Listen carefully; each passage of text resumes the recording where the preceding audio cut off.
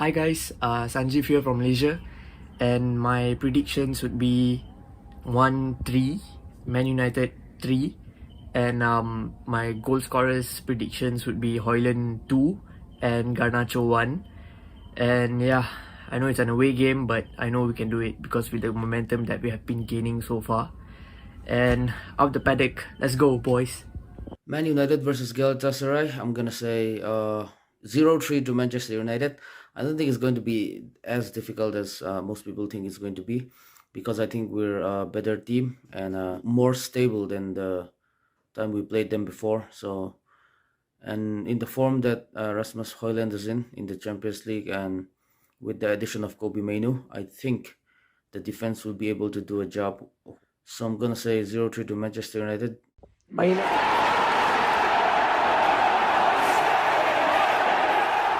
Hello and welcome to Stretford, Paddock. I almost said welcome to Manchester United then. Welcome to Manchester United. Galatasaray versus Manchester United in the pissing rain in Turkey, isn't barbecue it? weather. Do you know what I mean? Do you know what I mean? It's that kind of reaction required. I always thought Turkey was a hot country. Yeah, they've had us over there, haven't they? We've brought the weather with us. You'd be gutted if you went over there and you're just getting like rained. Absolutely leathered by rain. As far as I know, it's going ahead though. But as always, we'll keep you posted. We will. Jay Marty, of course. How you doing, mate? Yeah. It's exciting, isn't it? It is exciting. It is. And get involved in the comments, obviously. Yeah. Let us know what you think about it. The team news is out. Let's just go straight through the team then, because we'll get into the weather, we'll get into what this game means, we'll get into all of that, so you're not going to miss anything. But let's just get straight into the team. Onana, Wan-Bissaka, Lindelof, Maguire and Shaw. Midfield three of McTominay, Amrabat and Fernandes. And a front three with the return of Antony, Hojlund and Garnacho keeps his place as well. Rashford obviously not involved due to a suspension. Kobbie Mainoo is one player that I think we're all looking forward to seeing. Is relegated to the bench or rested, depending on how you want to look at it. Like that. But let's just start in that midfield three then, because we'll go through the defence as well. But that's slightly more sort of self-explanatory. McTominay, Fernandes, and Amrabat. Now this is after Ten Hag had kind of said that Mainoo was sort of ahead of Amrabat in the pecking order this week. Yeah. As it stands, that he thinks he can do more things. Do you think that there's a case maybe that he doesn't want to play Mainoo in what could be, it is essentially a must-win game, isn't it? We can go out of the Champions League tonight if things don't go well. Is that too much pressure for an 18-year-old? I don't think it's pressure. I think it might just be physically. I think he plays against Newcastle. Right. And I think 3 games in 8 days or 7 days for a kid who hasn't played that much football over the last few months because of his injury the manager might feel it's a bit of an ask. He's only 18. He's only played 70 minutes of Premier League football this season. Me and you were talking about on the preview. You had him starting, I didn't. Yeah. Just because not that I didn't want to see him start. I just thought the manager might feel like I want him for Newcastle. If I've got to choose one or the other, I'm going to rest him for this game. Give him a full week before his next start. That's what I think anyway. Yeah. I think some people may sort of suggesting that maybe the manager's even looked at the conditions and thought, I'm not going to risk him in that. I don't know. I doubt that. I think the manager will have known his team regardless of whether it's raining or not. And also, there's been all these reports and rumours, hasn't there, but everyone's a bit underwhelmed with Amrabat. And I think he's only been here, a few months. You can't give up on him yet. So Amrabat in a game like this, I think he can do a job. Honestly, that midfield, McTominay, Amrabat and Bruno, I don't think that's a weak midfield. I think it's quite strong. Yes, Mainoo's been absolutely sensational, but I've not got too big a problem with him being rested. Yeah. As long as he starts against Newcastle. I'll be fuming if he doesn't start against Newcastle. Yeah. Almost taking the resting of him out of it, that midfield isn't massively reassuring, is it?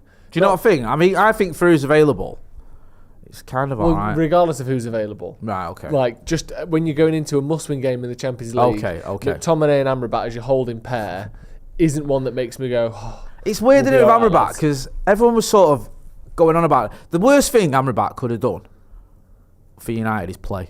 Because before he played for United, everyone loved him. Yeah. Everyone thought he was the second coming of Michael Paddock. Like, honestly, I can't remember which game we lost against Spurs or Arsenal, whatever it was. And people were saying, like, wait till Amrabat comes in this team. Yeah. Like, that's it. Everything's going to be fixed. And I was like, right, okay, I'm not seeing much of him, so I'll take your word for it. And he's come in, he's done okay in some games and been a bit underwhelming in others. And now it's like, no, he's not up to the job. I still think he could do a job. I've just not been overly excited by what I've seen of him so far. McTominay has had a good season. He's one who's sort of forced himself into the team again when everyone thought he was going to go. And Bruno, I love Bruno. I think he's mint. So I understand your point, but I think that midfield's all right. Yeah. Yeah, I suppose it's all right, isn't it? I mean, all right, it's not exactly a word you associate with getting, getting the bunting out. Let's get the bunting out because everything's all right. Yeah. I'll go through a couple of super chats, but I want to go through some more of the team. Fergal McClement says, anyone else worried that Antony is going to be the blind spot that may lead to Ten Hag's downfall? He keeps getting played despite performance and others don't. The problem is, who else are you playing? Because I think Palistri's been okay when he's come on, but no offence to Palistri, he's not been miles better than Antony. And there's literally no other wingers on in the squad at the minute. Certainly tonight. No. I don't know. What do you make of the Antony situation? I think Fergal makes a good point. I understand it. And I've said it myself. I think if Ten Hag does get sacked, I think one of the reasons he will be getting sacked is because he spent that much money on Antony. Yeah. I'm not saying that'll be his downfall in terms of that's the sole reason or the main reason, but it'll be a series of things. And one of the things you look at, you go, you shouldn't have spent all that money on Antony. I know it wasn't his fault because he wanted to buy him for 35 million. Initially in the transfer window, and the club dithered until he became 70, rising to 100 million euros, whatever it is. But he's been massively underwhelming, to the point where he's almost useless. Like he's not quite, but he's well. I feel right. If you play any half decent right winger for Manchester United, the amount of games that Antony's played, they will give you more than he does. All right, I just feel like he had that initial purple patch when he came in. Was it 3 goals in his first 3 games? Then he went 5 months in the Premier League without a goal and assist, which I know it's not all about goals and assists, and I know I keep going on about it, but you have to contribute some. Like, you can't just contribute nothing. And I know he obviously did well in the Cups and did more in the Cups. But then, again, this season as well, I think in the Premier League he's got no goals and no assists again. And it's like, come on, man. You got to do something.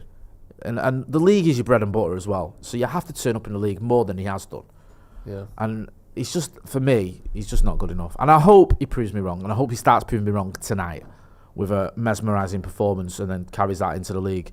But he's just a very, very frustrating player to watch. Yeah. Constantly hits it over the bar. Doesn't test the keeper enough when he does have his shot, gets his shot off.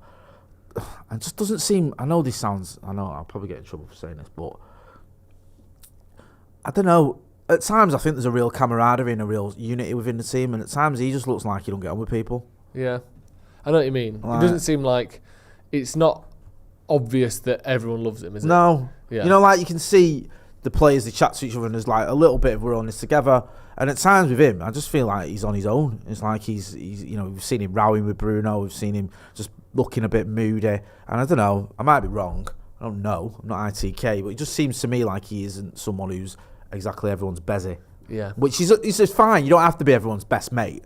You can be quite aloof as long as you're performing on a football pitch. But he isn't. He's not really doing enough. I might be being harsh. Let me know what you think. Yeah. Just an update on what's going on in in Istanbul. As it stands, the game is continuing. The game is on.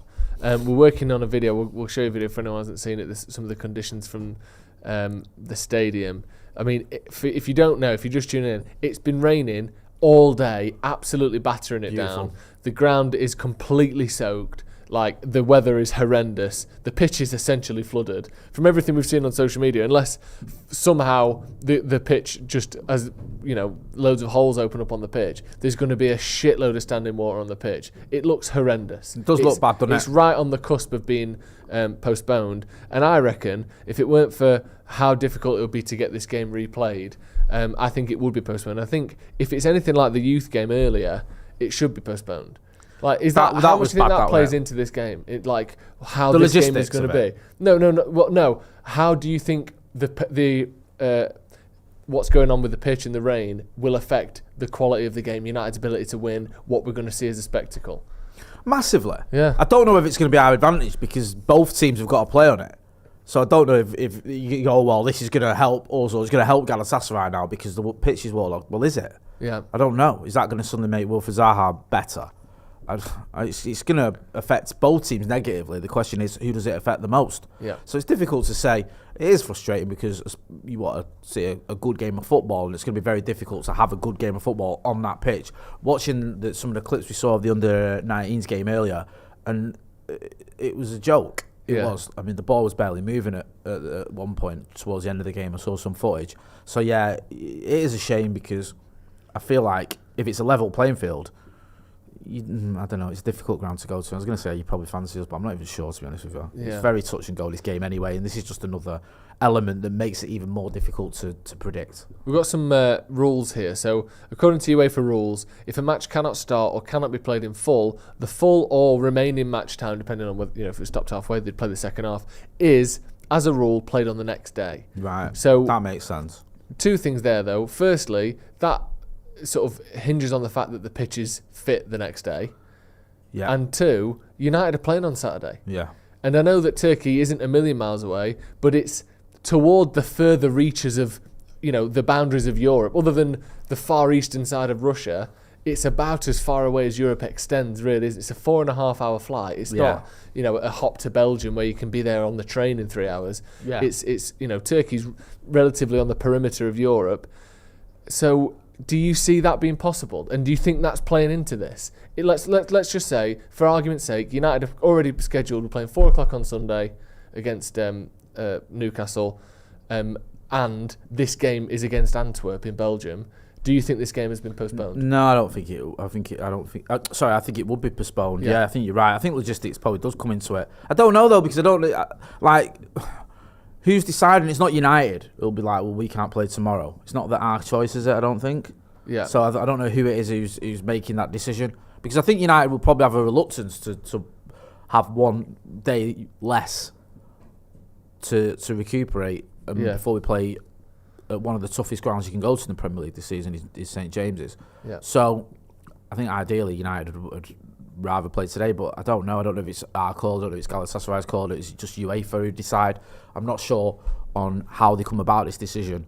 And yes, logistically it isn't great, but the short and long of it should be, if the game isn't, or the pitch isn't fit to play on, you shouldn't play on it. It's meant to be the Champions League. Wow, here's something interesting. Alexi just sent me a message here. Manchester United will wear red shorts for the first time since 1957, and for the first time ever, they'll wear white shirts and red shorts. I remember that game in '57. There you go. Yeah. Were you there? Yeah, of course. Who started that game? Who started it? Yeah. What, you want the full team or just the? Well, you were there. Well, obviously Harry Gregg was in goal. Yeah. You had a back four. I think it was I think it might be Eddie Coleman, Mark Jones. Yeah, and it goes back to a certain point. You know, pre-war, when everyone's team was just stuff like Alexander Fiddlesticks, like Lucian O'Diddley, and all these names that, like, human names, British names, have changed so much since the 1800s. Yeah. Malcolm Fogelhorn. Like, where have these excellent surnames gone? Now it's all just boring nonsense, like isn't it? Smith. Yeah. Although there's a lack of Smiths in professional football. To say how many of us there are in society. Who's the best Smiths in professional football? Well, ever. You're probably looking at Alan Smith as being up Which there. one? The Arsenal one. Right, okay. He was better than the United one, wasn't he? Yeah, was probably. He? Just because he was he won titles, didn't he? Yeah. I know Alan Smith won a title with us, but no, I'll give you that one. What's her name? Sophia Smith, the American female striker who's very good. Obviously, is that it? There's not many. Like, that's your lot. Yeah. It's the most popular British name and has been for a while. Yeah. And there's not.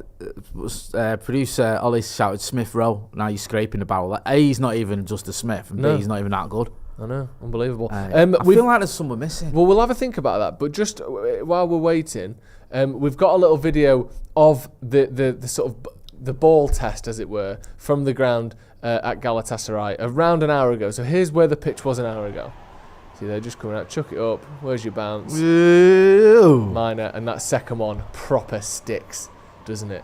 That was an hour ago. As far as I'm aware, it hasn't stopped raining since then, so I can't imagine it's much better. Now, one thing I was seeing on social media is, here we go, look at these two sort of closing the umbrella curtain, and there you go, nicely done. One thing I have seen on social media is there seems to be very little being done to the pitch. Now, I don't know what is possible. I don't know what they're going to do, put straws in it, or, I don't know, dig holes through it, or put a big bit of Bounty fucking kitchen towel on it. Yeah. I don't know what the options are. Yeah. But it doesn't seem like they're trying a lot. No. I don't know if that's just... Can you not get the brushes out? Yeah, maybe maybe a back sort in the of day, resistance get all is the futile brushes and situation. brush the water off. Yeah, they used to do that. Yeah. But that makes some sense. Is that not an option? I don't know what the drainage is like there. I don't know what's going on, to be honest with you. It does seem a little bit odd that they're just going, right, yeah, it's raining, it's still wet, but we're just going to crack on. Yeah. So we'll have to wait and see. Does Istanbul have a subway system? Because the last thing you want is to stab a pitchfork and everyone gets wet on the platform. Do you know what I mean? That is a problem that they had under the Tottenham Hotspur Stadium, isn't it? If they stab the pitchforks into the ground to do drainage, someone who's at Tottenham would get a load of water on the head, so maybe they've got to bear that in mind. We've got a few more super chats. Dave Robotham says, we've got this, lads, up the effing P. Abhinav Verma says, Joe, will Duckworth-Lewis be applied tonight? Interesting. I wonder if the Duckworth-Lewis method will be applied tonight. What's Duckworth-Lewis method? The Duckworth-Lewis method is a way of, it's a cricketing rule, right? A method to work out what the needed score would be Yeah. for the batting team Yeah. when they come into bat if the previous batting team's innings had been cut short by rain. Right, okay. So let's say you only got to bat 30 innings, Yeah. 30 overs, Yeah. but we've now got 50 overs. Yeah. You need 186 to win, even though it was all cut short. Right, okay. So they can still play it. So Duckworth-Lewis. yeah, it's the little Duckworth-Lewis method. There's also a band called the Duckworth-Lewis method, which sings songs about cricket. Really? Yeah, let's give them a listen. I bet you didn't think I knew about them, did you, Abhinav? Danny says, smart management not risking injury-prone Martial, Varane and Mainu, just back and 18. Waterlogged pitch, he's got battlers out there. That is one good point. In the waterlogged pitch world, will we resort to, the likes of your Jody Figglehorns, these sorts of players? Yeah. That kind of, essentially, the pitch matters will be your kind of 1950s mud bowl, isn't it? Do you think that, people such as Hojlund, Maguire, McTominay, Lindelof to a certain extent, people who have got more of a physical aerial presence are actually going to come into their own today? Because the idea of 1-2 it up the pitch like York and Cole in the against Juventus is very unlikely, isn't it? Do you think the bigger boys from set piece and stuff all of a sudden become a lot more important? You think so? That kind of makes sense, doesn't it? Because Yeah. you're not going to be skipping down the wings and dribbling through players. So you might just have to hit it long a little bit, and it might be a case of whoever's better in the air benefits from that. So yeah, that would seem to make sense. But it's just the great unknown, isn't it? Yeah. It's just like, what are you laughing at? Just Matt Wicks with the name of a fictional 1800s footballer, Frank Bramley Apple Pie. Get your names of your turn of the century English footballers in the comments. They were all stuff like that, weren't they? Go on, sorry. It's all right. I was just looking at Eric Ten Hag getting interviewed by two people at once here for TNT. You got Rio Ferdinand and the other presenter whose name escapes me. And also, why does it look like it was filmed on one of those 0.3 megapixel webcams that used to come built into those old shitty laptops you got at school? It feels like they ganged up on him in the they're corridor. It looks like they're in a photo booth with a shit camera from the 60s. What is that? I don't know what is going on. It's bizarre. Just very, very strange that they've got two people interviewing him as well. I know we all love Rio now, but why have two people interview the manager? I don't know what's going on there. We will try and get you the quotes as well as to what the manager is saying. I presume he's getting asked about the conditions, because we've just seen footage of him walking across the pitch as well with his flat cap on. Someone said it looks like the cameras that people use when they film aliens. Yeah, it does, doesn't it? It does. It looks like footage of this. Looks like it's taking place on some sort of extraterrestrial craft. William Hardbottom, Ernest Ricketts, Edward Fruddlegrind. These are the sorts of names. Yeah, Harry Maguire might become United's most important player tonight, both defensively and offensively, if we can't play the ball through the air. Just looking at the situation as a whole, because obviously the game itself, whilst we're talking a lot about weather, is actually absolutely massive for Manchester United. So let me get the group table as it stands. We currently have, where are we? Group A. Bayern Munich on 12 points. Everyone's played 4 games. Bayern on 12, Copenhagen on 4, Galatasaray on 4, Manchester United on 3. Yeah. Bayern Munich play Copenhagen. Is that at the same time, or is that at 8 p.m? That's at the same time, isn't it? I think they always make sure the games are at the same time, right? Within a group, so that teams don't accidentally. Oh no, it's not. It's at 8 p.m. Oh, is it? Which Right, is okay. bizarre. Anyway, if United lose, we're out. Okay. Yes. Yeah. No, I just said that on the. If United lose this game tonight, we're out of the Champions League. Yeah. That's just a fact. There's no no way around it. There's no second chance. Because we are done. Yeah, because we couldn't catch either Galatasaray or Bayern Munich. That's we're done. it. We're out. If United draw, we would go up to 4 points. Galatasaray would go up to 5 points. Hoping that Bayern Munich beat Copenhagen, we would be 1 point behind them. Everything would stay as it is. Right. Oh, we'd be on the same points as Copenhagen, and 1 point behind Galatasaray, and we could still win the final game against Bayern and hope that Galatasaray and Copenhagen draw. So really, that is almost a no-go because that would rely on Bayern beating Copenhagen and then Copenhagen and Galatasaray drawing next week. If United win, we go up to 6 points. Yeah. Presumably, Copenhagen will be staying on 4 if they lose to Bayern Munich. Yeah. Galatasaray will also be on 4. We would then have a 2-point buffer over Copenhagen and Galatasaray going into that last game. Yeah. Which means if we could match or better the result of either of those two, we would go through. But this is where it gets complicated. Yeah. Our head-to-head against Copenhagen means they would go through if they had the same amount of points as us. Right, okay. However, our head-to-head against Galatasaray Yeah. hasn't been fully resolved yet because, of course, this game hasn't taken place. Right. So they currently have a plus. This is getting mental. They currently have a +1 goal difference over us in the head-to-head, and obviously they have the results victory. If we win this game tonight by 2 goals or more, we will then be above them in the head-to-heads were it to come down to that. Is anyone keeping track of this? So whatsoever? we're behind Copenhagen in the head-to-heads. Yes. Because they beat us 3-2. Yes. And we beat them 1-0. Yes, because they scored more goals. Yeah. I think that's right, isn't it? Like, they scored more goals in their win over us because we scored the same amount of goals, didn't we? Yeah, because it's 1-0 and then 1, so I don't know. So this is the problem. I don't know, Jay. That's fair enough, bro. Yeah. Because I don't expect you to just work out the machinations of this utter wibble. Because we looked at this a few weeks ago, so it goes points, obviously. Yeah. Then it goes head-to-head. Yeah. If you won both of your games against one team, but you end up on the same points, you go through. But if the results are the same, and obviously the goal difference ends up being the same, because you won 1-1. We scored the same amount of goals as they've scored. Yeah. The results have been 1-1 each. Yeah. But they'd go through because in their win over us, they won. They scored more goals than we scored in our win over them. I think it then goes to goals scored in all games, doesn't it? It was 4-3, sorry. But that's either way, still 4 goals each, isn't it? Yeah. So I don't actually know. Essentially, Sorry, we need to win tonight. And if Copenhagen or Galatasaray win next week, we probably need to beat Bayern as well. Right. I mean, it's very confusing. It's very confusing. And hopefully someone can do a better job of it than me. If anyone has a succinct way of putting that, let me know. But it's very difficult for United to go through. And if we lose, we're definitely out. That's all you need to know. Yeah, even a draw makes it tricky, doesn't it? Yeah. But it's not the end of the road. Yeah. But a loss and it is Romeo done. That is it. It is over. Did anyone come up with another Smith, another footballer? Yeah, Humphrey. Oh, footballers. A Smith? No. No, because I've been sat here thinking about it, and I can't find anyone. Bobby Smith, born 1933, plays as a centre forward for Chelsea. Oh, him. He got 176 goals in 271 games for When Tottenham. was this? 1955. Oh, right, yeah. I can't remember, I don't remember it. He could have been in the 66 squad. He was playing until 67, but it was at Hastings United by then. Genuinely, you probably in terms of their realm, you're probably looking at Arsenal ladies. Kelly Smith is the best. Okay. Smith. I think she's like one of England's best ever players. Yeah. But in terms of male football, I think it's the Alan Smiths, and you can decide which one was better.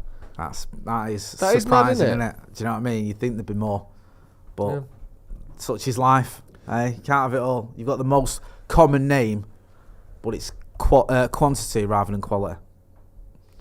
What about Walter Smith? Former Manchester United assistant manager, Walter Smith. Yeah, he didn't really do much as a player, but he did alright as a manager for Rangers, didn't he? Yeah, he did. He won a few titles and that.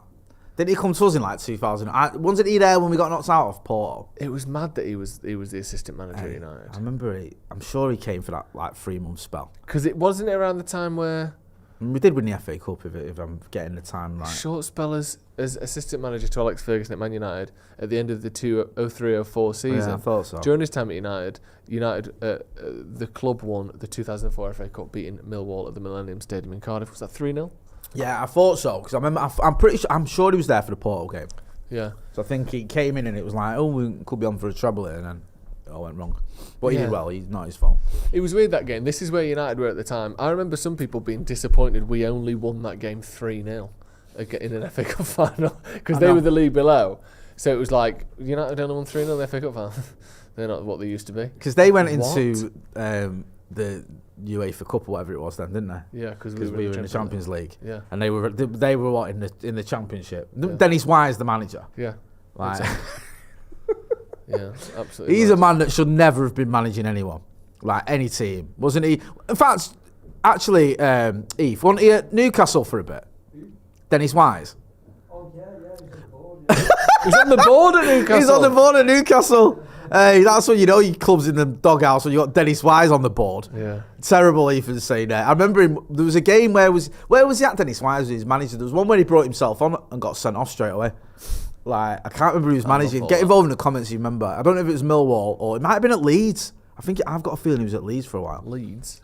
Yeah, I'm sure there was a game where he literally brought himself on and he got sent off immediately. I just want to go over Galatasaray's team. Yeah, go on. Very quickly, because there's a lot of, friendly, well-known faces in there, shall we say. Familiar faces. Yeah, familiar faces, that's the word, not friendly. Also, Galatasaray, don't release your team news as a video. What in all heaven is that?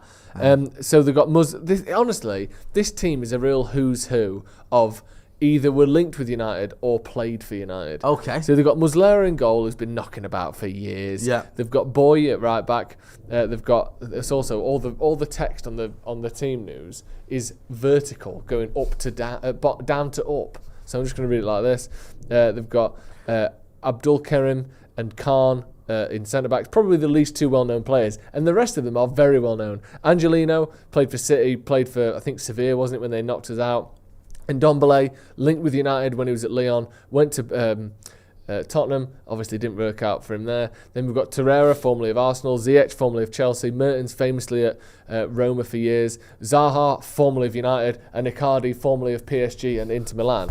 It's actually one of those teams that it's a proper on-their-day team, that, isn't it? Yeah, 100%. That on their day, their front five have the ability to put in world-class performances, which is a scary prospect, really. You know, Torreira had his ups and downs, but at times Arsenal fans absolutely loved him. Yeah. And Ndombele the same. He can control a game when he's at his best. Ziyech, we know that left foot when he was at Ajax and obviously periodically at Chelsea. Mertens, like I said before, Roma for years, tricky, difficult player, and Zaha, point to prove, scored last time. And then Icardi, he's bagged basically a goal a game since he joined them 50-odd games ago. I think he's got more goals and assists than games since he arrived.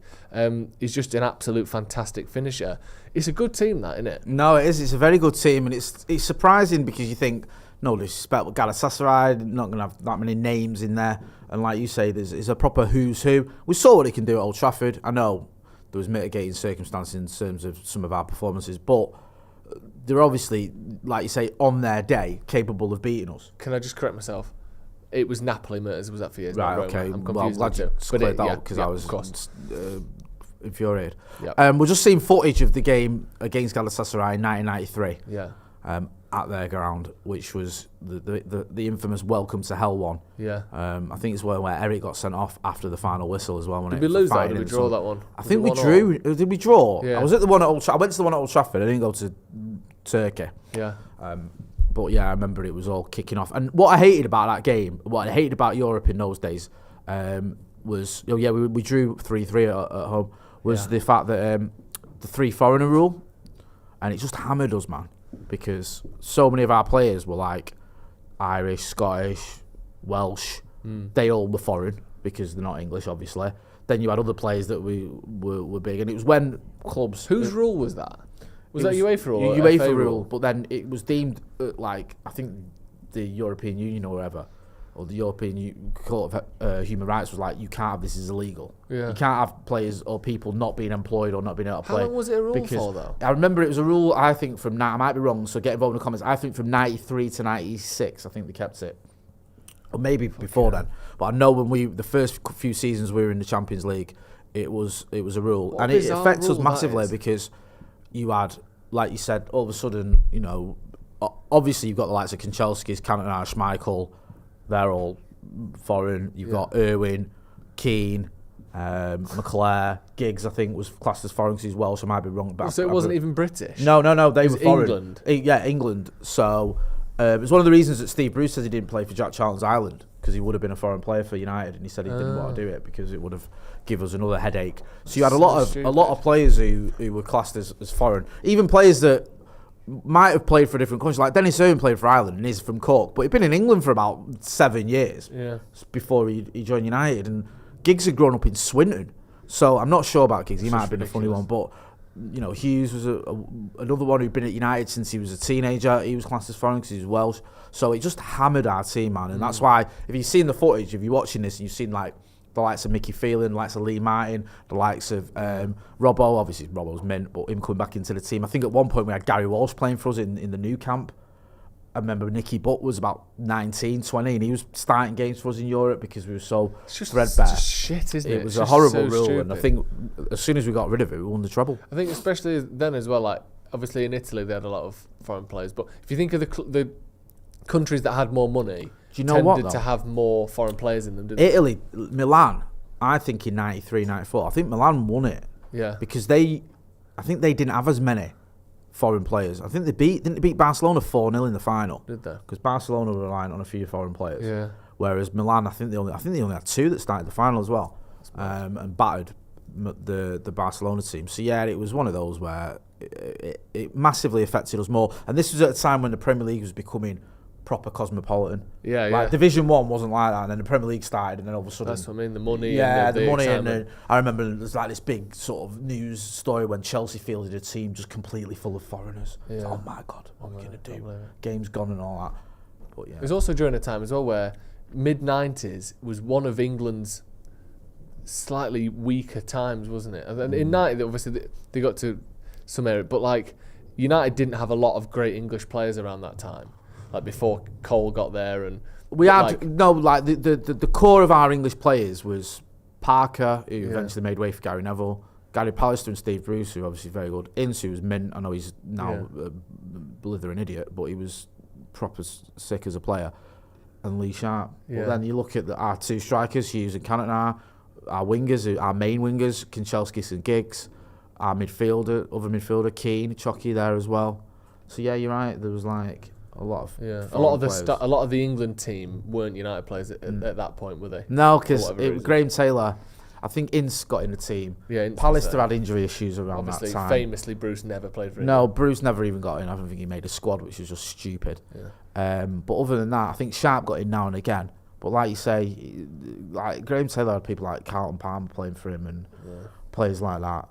And it was a weird time under Graham Taylor because on paper you looked at it and you thought, yeah, there's a lot of good players there, but it never got going. No. I think we got knocked out of Euro 92 in the first round in the groups, and then we didn't qualify for USA 94. And Gaza, who was like the main man, got injured in that FA Cup final and wasn't. And then when he came back for the qualifiers, wasn't quite himself. So yeah, it was. I remember sort of still at the time caring about England and just being baffled by how crap we were. Yeah. Let's have a little look at some comments. Sorry.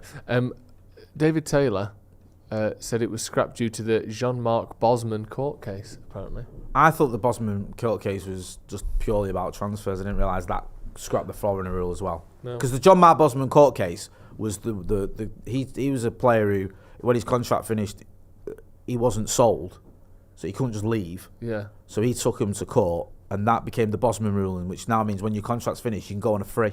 Yeah. Because before that, your club dictated how much they sold you for. Even after your contract had ended? Yeah. That was the Bosman ruling.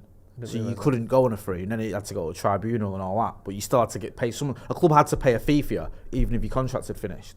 Whereas that's why I call it the Bosman ruling. And then now, you see it all the time. You see it last season with United when, Pogba's contract ends, he goes back to Juve on a free. And that thing as well of being able to negotiate within 6 months of the end of the contract. Yeah. So that's what they used to call it. They used to call it a Bosman. Now they just call it a free transfer, don't they, or whatever. Yeah. Danny Shield says most towns only had one blacksmith back in the day. So how were they getting about so much? Well, it's not just blacksmith though, is it? There's a silversmith. There's an ironmonger, but there's different types of smiths. It's not What's the just a difference blacksmith. between ironmonger and a blacksmith, you reckon? Blacksmith's maybe a bit more of an all-rounder. Really? Yeah, ironmonger. I mean, just focusing on iron. Just iron. Where a blacksmith has got copper in there as well. A bit of copper, a bit of lead. Back in them days. Chuck him some gold if you want. He's not shy. I'll knock a little gold up for you. Do you know what I mean? He's a Although I don't want to step on the goldsmith toes. Oh yeah, that's true. What I mean? So this one, there's more than one type of smith. Is silversmith a thing? Silversmith is a thing, yeah. Yeah. See, it's all happening, isn't it? Back in the day. There's also an ironmonger as well, isn't there? Yeah. And a fishmonger. Why are some people mongers and some people smiths? That is a very, very good question. It's one that keeps me awake at night as well. I'm going to be brutally honest with you. Yeah. I mean, I'd rather be a smith than a monger. Yeah. What's someone that sells fruit and veg called? A greengrocer. A greengrocer. So where does that come into? Where does grocer? So you have a wait a sec. Let me get this straight. Fishmonger. You have a fishmonger, a greengrocer, and a blacksmith. Yeah. What's the difference between a smith, a monger, and a grocer? I don't know. Do you know what I mean? Sickening, And then you've got like the likes of the bakers and the butchers just swerved all someone says a monger sells and a smith makes. So a blacksmith would give the to the ironmonger and he'd give it a little sell and that. Really? So what's the difference between a monger and a grocer? So a monger sells and a smith makes, fine, get that. Yeah. What's a monger and a grocer? What's the difference? What a monger sells, so he just receives the iron and sells it. Yeah. I thought he did things with it. Ironmonger now, he's just getting it and selling it apparently. Right, okay. Fair enough. I'm crafting it and that. Right. Yeah, a lot of people saying a monger is a seller, a smith is a maker, but what's a grocer? Yeah. Right, we've got 20 minutes till kickoff. So what's an elf? Yeah. How long are you going to be, mate? Mongers collect things, smith make things. Yeah, we get that. There's a lot of people saying that now. Interesting. A lot of people know that, don't they? A lot of people were very quick to let me know they knew the difference between a monger and a smith. Yeah, now anyway, we feel a bit the silly. game is definitely on, according to someone in the comments. Apparently, the game will be going ahead. So how long have we got 20 minutes till kickoff. 20 minutes? If we didn't know it was getting cancelled now, it ain't getting cancelled, is it? Rio Ferdinand saying slightly hostile atmosphere. But I'll be honest, don't sound that hostile. Also, slightly hostile atmosphere, Galatasaray away. That feels like an understatement, if I'm being honest. Yeah, it does, doesn't it? Slightly hostile atmosphere. The fans are getting a little bit boisterous. What do you make of Rio, do you know is that right? No, there's certain countries, isn't there, where they're known for their fans and their ultras and all that, and it just being carnage. Like you see, just so flares that are so sort of ubiquitous that the whole ground is just covered in smoke, covered in flares. These crazy chants, these crazy tifos and all that with this "Welcome to Hell" and just reputations for being madness in the stands. Yeah. What do you make of that? Do you wish United was more like that? Do you revere it? Do you fear it? Do you think it's all a bit of a muchness? What do you make of that? I don't know, man. I mean, Do you love it? sometimes I think it can be a bit crazy though, can't it? Because you'll have like managers making decisions on what the ultras have shouted at him. Yeah. Like because of Like that, flipping over like, the car and yeah, stuff. Yeah. you have ultras who have help pick the team and dictate what what goes on at the club, and I think that can be a little bit too much. Because listen, I love going in the TRA and all that, but I wouldn't want us having a poll as to see who's going to be captain or who's going to start next week. Yeah. And yet, in some of these situations, like the chairman listens to the ultras because if he doesn't, he's going to get his head kicked in. Yeah. Like, or his house is going to get firebombed. So he's like, right, okay, like whatever. The ultras are saying, bring that winger off, get him off now. Like you have had that, haven't you? I know that's a bit of a the extreme side of it, but you've had situations where the ultras are running the club. Yeah. And I wouldn't fancy that. No. And also, I've never been one for being an hooligan. Yeah. I've never gone at the game like for fighting and trouble. No. That's just You're not much of a. You're not that way, are you really? No, I used to go to the game and get levered, but I wasn't like fighting. I was just drinking and whatever. Yeah. So yeah, no, I wouldn't fancy that. I'd rather just go and watch the game, to be honest with you, rather than going and trying to climb into the away end. I'd like to batter everyone. I'd like to go to a couple of games like that are notoriously giddy. just to see what it's like a Galatasaray game, maybe a little Boca Juniors piece. Yeah. Do you know what I mean? Yeah, River I wouldn't Plate, mind that. Like one of them, just to feel it and see it. And some of them, did you see that? It was like, I can't remember what it was, but so I'm going to take a name of a guess, but it was something like the Serbian third division. Yeah. And the stadium is only like a 1,200 seater. Yeah. But it was amazing. Just everyone, like jumping up and down. Everyone's got the flares. It's this tightest little pitch ever with just the whole thing is completely packed. Like almost unplayable, the amount of smoke on the pitch. Yeah. I'd love to go to one of them. That would be quite fun. No, I wouldn't mind doing that. Like the way you've described it, that sounds sick, and that would be mint. But like you say, I think it'd be different as well. It's not your team, so you're not even that fussed. Yeah, but that's like, true. and also, then you just got like this hierarchy as well, aren't you, within the fans? Imagine doing this if we were like, if the United had ultras. Yeah. And then people were like, you two aren't ultras. What are you starting chatting for? I've seen you sort of ramming a bottle into someone's face at the game. What's the matter with you? Why am I going to listen to you? I just feel like we're probably better off that we haven't got ultras. To be fair, but yeah, going as doing a little bit of ultra tourism, like Ross. Is it Ross Kemper used to do that? Is it? Yeah, do you remember? He used to go meet like the ultras in like Poland or whatever. Oh yeah, and they'd always have like the masks on and stuff. And you go 'cause they meet can't them in speak. like a But that's field. another thing. You think when they've all got balaclavas on, you think there's a reason they're all covering their face up, and it's either because they're wanted or they're scared they're gonna offend the wrong person, or they've already done something bad. And it's a bit like, okay, what's going on here? Why is it so politically charged? It is a bit scary. It's a bit much for me, that Yeah. the ultras. I think it's all right watching it on the telly or whatever, or Yeah. reading about it on social media, but I wouldn't want to be in a car park. Yeah. Getting absolutely twatted. Ben De Rosa says, was it Olympiacos Panathinaikos last year? Was absolutely mental. Yeah, I'd like to do a bit of that. I love that because when I worked in Greece. Yeah. What chip shop? No, the musical. Oh. When I worked in Crete, we're going to be hearing from Andy Tate at halftime as well, by the way, so don't forget that. Make sure you are hitting like, share and subscribe. We'll get Andy Tate at halftime. Hopefully we'll get to halftime. There was a big thing between Olympiacos and Panathinaikos, and the lad that I worked, one of the lads that I owned the bar, I think he was a big... Whatever the less successful team is, he was a fan of them. I can't remember. I think it's Olympiacos. Yeah. At the time, I think Panathinaikos won everything at the time. This was in 2003. And I remember it was a massive thing. And I remember going, when I was leaving, going to the airport, and he'd given me a badge, and I had a badge on. And the guy working behind the bar when I went to get something was like, all your drinks are free. Because you've an Olympiacos fan. Because you had a badge on. And surely, about 50% of the people in that city support one or the other. Right, so okay. they must just be giving away free drinks all the time. Yeah, it was mad. But there was I can't remember which. I'm sure it was Panathinaikos won everything. Olympiacos didn't. I might be getting the wrong way around. And then he had one season where it was literally like the other team won and everyone was going mad. But yeah, they do love the football of the Greeks, to be fair. Yeah. But when I went to Athens, I went to Olympiacos when we played them under Moyes. The worst away performance ever, by the way. It was awful. Yeah. And the ground, like, it was one of those old school grounds where you proper like that. Yeah. And you've got all the netting and everything in, and you kept in for ages, and it was horrible. We got beat 2-0, and it was minging. Like, it was just one of those, one of the worst aways I've ever done. Yeah, honestly. It's just, you're just like, what is going on here? How were we, the Premier League title winners last season? It was minging, yeah. But then we won 3-0 at Old Trafford, which is our last win in the knockout stage of the Champions League ever. Is that the last one we've had? We lost to PSG, we lost to Barcelona, And that's it? and we drew Bayern Munich in the next round, I think, at Old Trafford.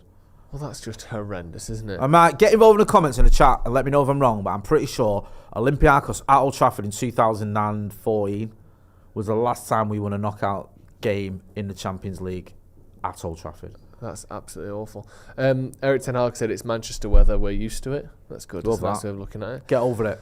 Yeah, absolutely. Just go through the team one more time then for United. We've got Onana in goal, then we've got Wan-Bissaka, Lindelof, Maguire and Shaw as our back four. The midfield three of McTominay, Amrabat and Fernandes, and a front three of Garnacho with Thinking on the left, Antony on the right and Hojlund back up front.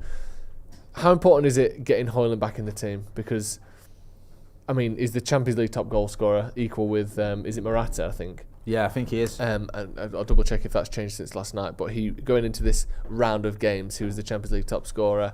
He's not scored yet in the Premier League, but this is a massive game, isn't it? Where literally do or die for Man United. Yeah, I like Hojlund, and it's weird because he has been very good since he's arrived, and he's been banging him in Europe, and scoring it against Bayern Munich at the Allianz Arena is no mean feat. It's just not happening for him in the Premier League. But I'm not worried. The only thing that concerns me is it becomes more of a thing. But I feel like once he starts scoring in the Premier League, he'll start scoring every week.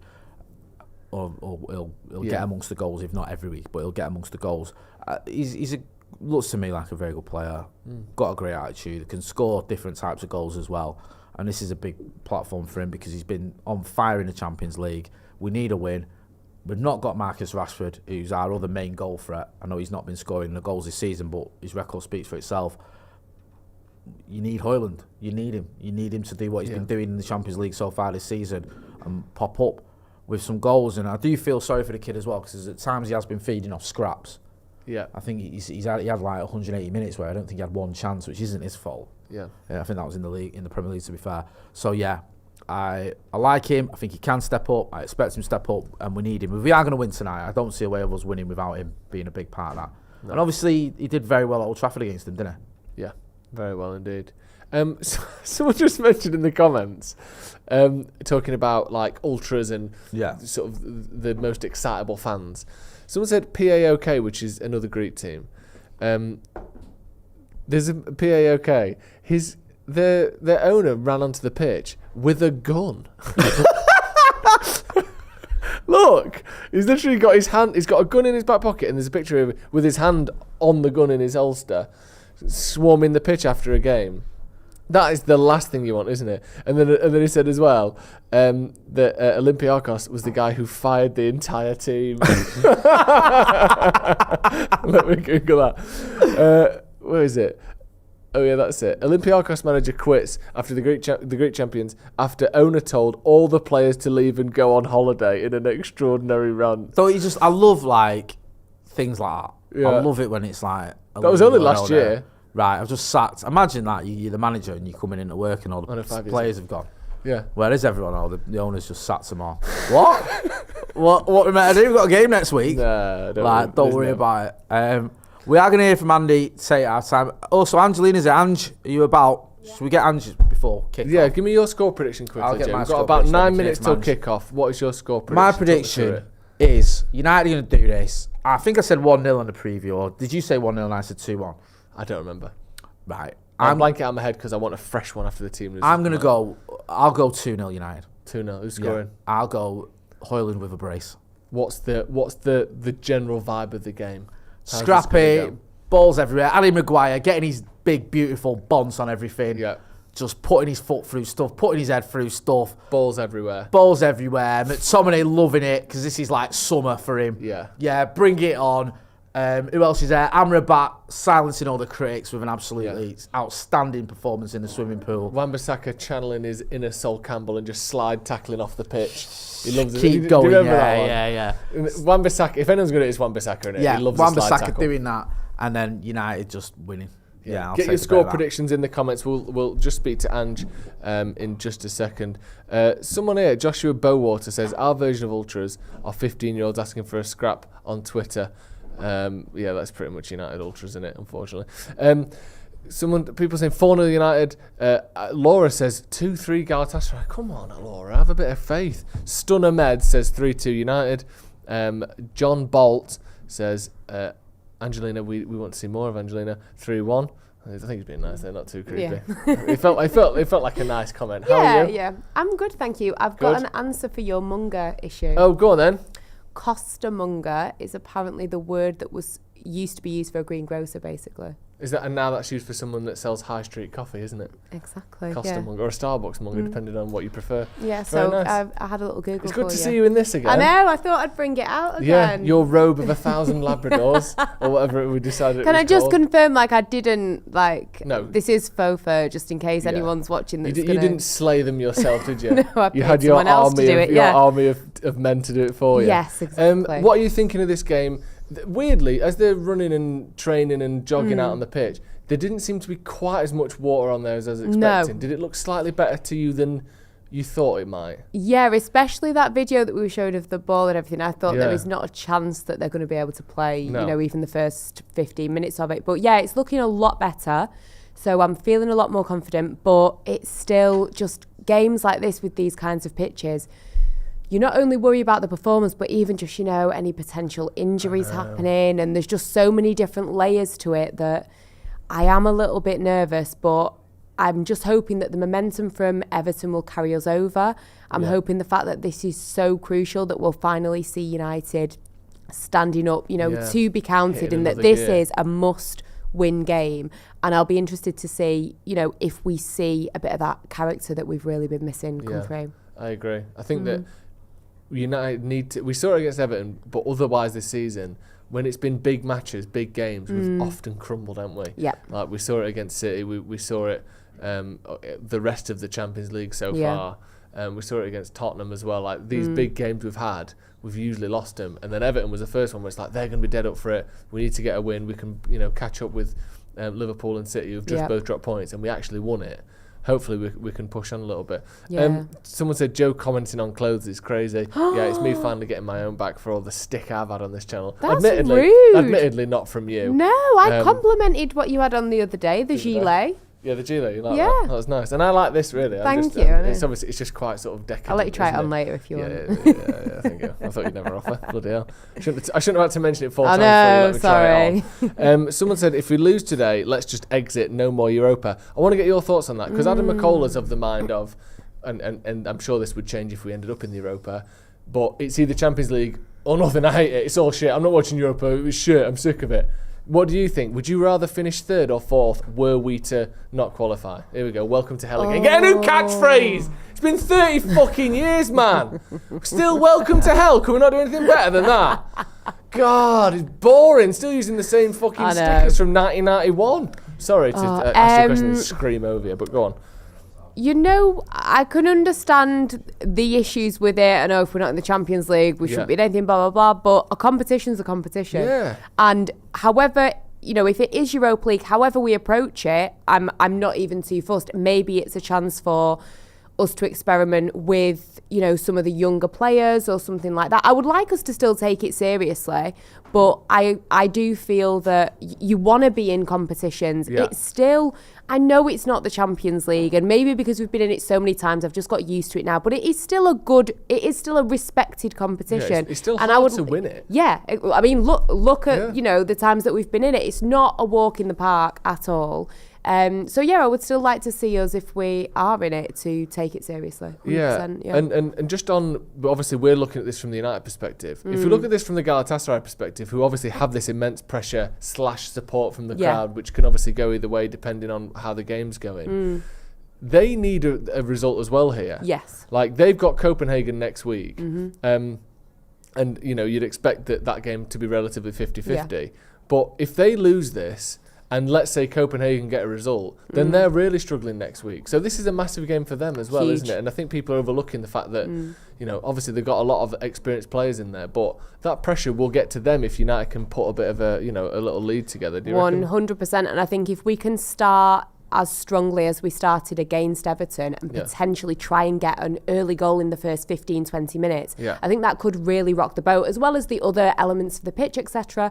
But I think, that could really shake things up, especially because we are notorious at the minute for not starting strong. Yeah. If we can flip the script even a little bit, I think that we could. I'm feeling confident that we could come out of this. We could. I say confident. I say could. That we will come out of this with a win. Yeah. Maybe just a 1-0, but I'm feeling confident. What do you expect the game to be like in terms of the spectacle? Do you think it's scrappy? Gonna be, a lot of very hard scrappy. tackles, I'm aerial praying passing. for no injuries. Really, on either side, really, you don't want to see bad injuries, do you? But I just think this is going to be scrappy. It's going to be every man for themselves. I think I'm hoping that it's going to be quite an entertaining game. But I think it's just going to be all over the show. Yeah, and just another point, people talking about whether they'd want Europa, were United to not go through.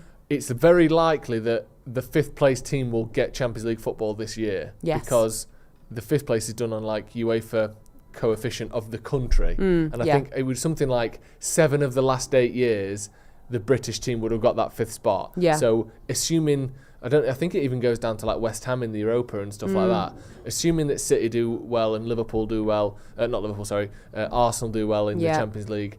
Even if United were to go out, 5th could still get us Champions League, let alone winning the Europa. We could finish 15th and win the Europa, but there's still a chance of Champions League without Europa. Yeah. An extended chance, so... and I think having those 2 options will be a good to have. Yeah, definitely. Get your score predictions in the comments then. I read a few before, but get them in and get who you think is going to score. Did you say you think was going to score? You said 1-0. I'm going to go Hojlund, I think. Hojlund, yeah. I want to see him do well. I want to see him score good goals. Yeah. So, I'm going to put my positive energy onto him scoring, Red shorts, white kit is a bit scouse, isn't it? It's a little bit Liverpool away kit. Do you know what I mean? I can imagine Sammy Huppier in this kit. Oh, yeah. Not a nice image, really, is it? Yeah. Yeah. Slightly gross. Nikolai Madsen says 1-1. David Ellensworth 2-1. Hojlund brace. Everyone wants Hojlund to score, and so do I. DB Cooper, wow, we look so weird in red shorts. Isaac says, I wish Man United to win. Me too. Ben Simmons says 3-3, but hoping that we win 3-3. I don't know if we're going to get the ball to the goal 3 times with this, if the pitch is waterlogged. Vasif says 3-1. Jamie says Angie's back. Excited. It says this one's going to be super tight, but we might lose this one, sadly. Someone said the good thing about this kit is that Mo Salah's going to come on for United after 69 minutes, which is good. Yeah, you get access to one of Liverpool's players if you wear one of their kits. It is a bit Liverpool. It is. I'm really not feeling this. It's making me feel quite unwell. I like the top. But when you pair the red shorts and the white socks, it's game over then. It's a bit scarce, really not our best look. But maybe, I don't know, it's going to help us in some way. Smith says 4-2 United. Max Pugh says 4-0 Galatasaray. Weirdly, it looks a bit like it could be a Galatasaray away kit. Because they have that kind of dark, sort of ambery reddish, don't they? As well. Tom Hartley says 7-4 with the Garnacho overhead kick from the halfway line. I suppose it is we possible. Can dream. Tarakul says, just score 1, please, Hojlund. The guy seems cursed when he scores 2. I think we've lost every game he scored twice in, which is only 2 games, to be fair, but even so. Someone says, ooh, it reeks of scouse. I like that. Ben Z says 0-3. And Liam Harvey Gartner says, I feel uneasy looking at this. We're about to kick off. Thank you very much for coming on. We'll see you at half time. You'll be in Stat Corner with Ronaldo Brown. Yes, we're going to get Jay Motti back in as well, but thank you again for coming on. Anderson Manuel says 0-3. 0-3. Kick off underway. So we have kicked off officially. We can just see on our screen Antony down on his knees there, asking the Lord for a safe passage in this game. Yes, good lad. Are you nervous? No, I'm not. I'm confident, mate. Oh, yeah? Yeah, we'll do these today. Yeah, definitely. Do you know what I mean? Yeah. Overrated. We've kicked off. We threw it away against them at Old Trafford with just that Onana's worst game ever, wasn't it? Yeah. First bounce of the ball, and it is bouncing. It's not completely sticking, and that's on the United's right wing there. Looks bouncing more than it was 2 hours ago, isn't it? Yeah, it's looking all right, man. I think it's playable just from the first 21 seconds. Solid crew. Yeah, and the ball, you see there, the ball's rolling. The ball is rolling quite freely. Oh, actually, yeah. Galatasaray certainly don't look like they're struggling with it at all. Fucking hell. But there you go. There's a lot of space there that lad had on the edge of our box, didn't he? They're well up for this, as you would expect. Yeah, of course. The pitch, I don't know if it's just me, but the pitch looks quite small. Is that just that maybe it's quite far zoomed out or something? Yeah. I don't know, the pitch looks a bit tight to me. Isn't it mad there's different size pitches? Yeah, and they can vary by a lot. I know. Yeah, it is absolutely mad. Because I always thought that was like a myth, or it was just the stadium. Yeah. You know, in the ground, you think, it's just it's one of those grounds where the crowd's just on you. Yeah. It's quite close to the pitch. And you find no, like you can vary by like 10, 15 metres and stuff. Yeah, because wasn't Highbury one of the smallest pitches? Yeah. Right, and it felt like that as well. It's mad that though, isn't it? Yeah. Crowd are whistling when we've got the ball. Typical. That's original. Yeah, Pathetic. I've seen it all before. Yeah, we're away here. Go on, get it. Go on, Scott McTominay. McTominay, I love this, won't he? Yeah, this is bread and butter to him. This is like Leeds, but worse. Go on, good feet that. Go on, Antony, find a man. There you go. That's good. He's done well there. Oh dear. Do well, Antony. There. Yeah, I hope he has a good game today. I want him to listen. I've said I don't believe in that he's good enough, but I'm happy to be proven wrong. Icardi, Ziyech, one on Oh, one. this is not what we wanted. Well done, Luke Shaw. We look a bit slightly open at the minute at the back, don't we, United? Luke Shaw tracking across well there, but the passing behind was slightly too easy. I feel gross. I hate this. All of a sudden it kicks off and I feel shit. So excited chatting to you and chatting to Ange and everything. And then the game kicks off and I feel horrible. We've got everyone here as well, by the way. Andy Tate's going to be at our time. Ronnie's here as well. We're going to get him on as well. Bloody hell. So you're not going anywhere. You can sit there. Them three can switch in for us. That'd be nice. We can cry that we're 2-0 down. Currently 0-0, luckily. Oh dear. What do you think? Europa League or Nout? What you have? Do you know what, right? It's one of those, it's like my favourite film. You ask me this question on a different day, you'll get a different answer. But I'd probably be up for it. If we're in it, I think, yeah, let's win it. Yeah. Like, why not? It's a trophy. We could, there's every chance we can win it. Why not go for it and do that? And also, you can get some good games in the Europa. You still tend to get one of a Atletico or an Ajax or an Inter Milan or an AC Milan or one of them lot, or usually multiple of them. I mean, I know it was a bit of an outlier, but last season against Barca was fantastic. It was fantastic. Away and at home was great. The atmosphere was that was phenomenal. a great night as well. I went to that game, and that was one of the better atmospheres, and it felt like we'd won a big game there. Yeah, in the Europa League. And those are the sort of games you want as a fan as well, whether you're there or just watching it at home or wherever. Yeah. United versus Barcelona is historically one of the biggest games in football. Yeah, absolutely. Two massive fan bases, two clubs with huge history, and that game, like you say, that two-legged game was mint. Keeper. Too easy there. Yeah. I remember about getting dragged out, and he sort of went for it, and then instead of going through with it, he slowed down, which left loads of space behind him and didn't get a tackle in. The whole Amrabat thing is crazy to me. Like, what's gone on with him? Yeah, I feel there's just, like we were saying before the game, there was just some massive expectation. Obviously, it's still early days, but United here down the. Oh, we're in. Oh. Garnacho was that down the left, and then I don't know what happened there. Hojlund seemed to get tackled, but the ball spun up, and I thought it was going to go in. Yeah, I did. Garnacho does really well here. Oh, it just gets blocked and then hits the defender's leg, and that should definitely be a corner. No, I think it comes off his heel. There comes off Hojlund's heel. It was their defender's heel. Yeah, I mean that could have dropped anywhere. The keeper was basically out of the game, but that was a great run by Garnacho, by the way. Yeah, it was. Really good. Good play from Bruno Fernandes as well in the middle. Quite an open centre of the pitch. Yeah. Which obviously helps United when we're attacking, but has counted against us a couple of times already defensively.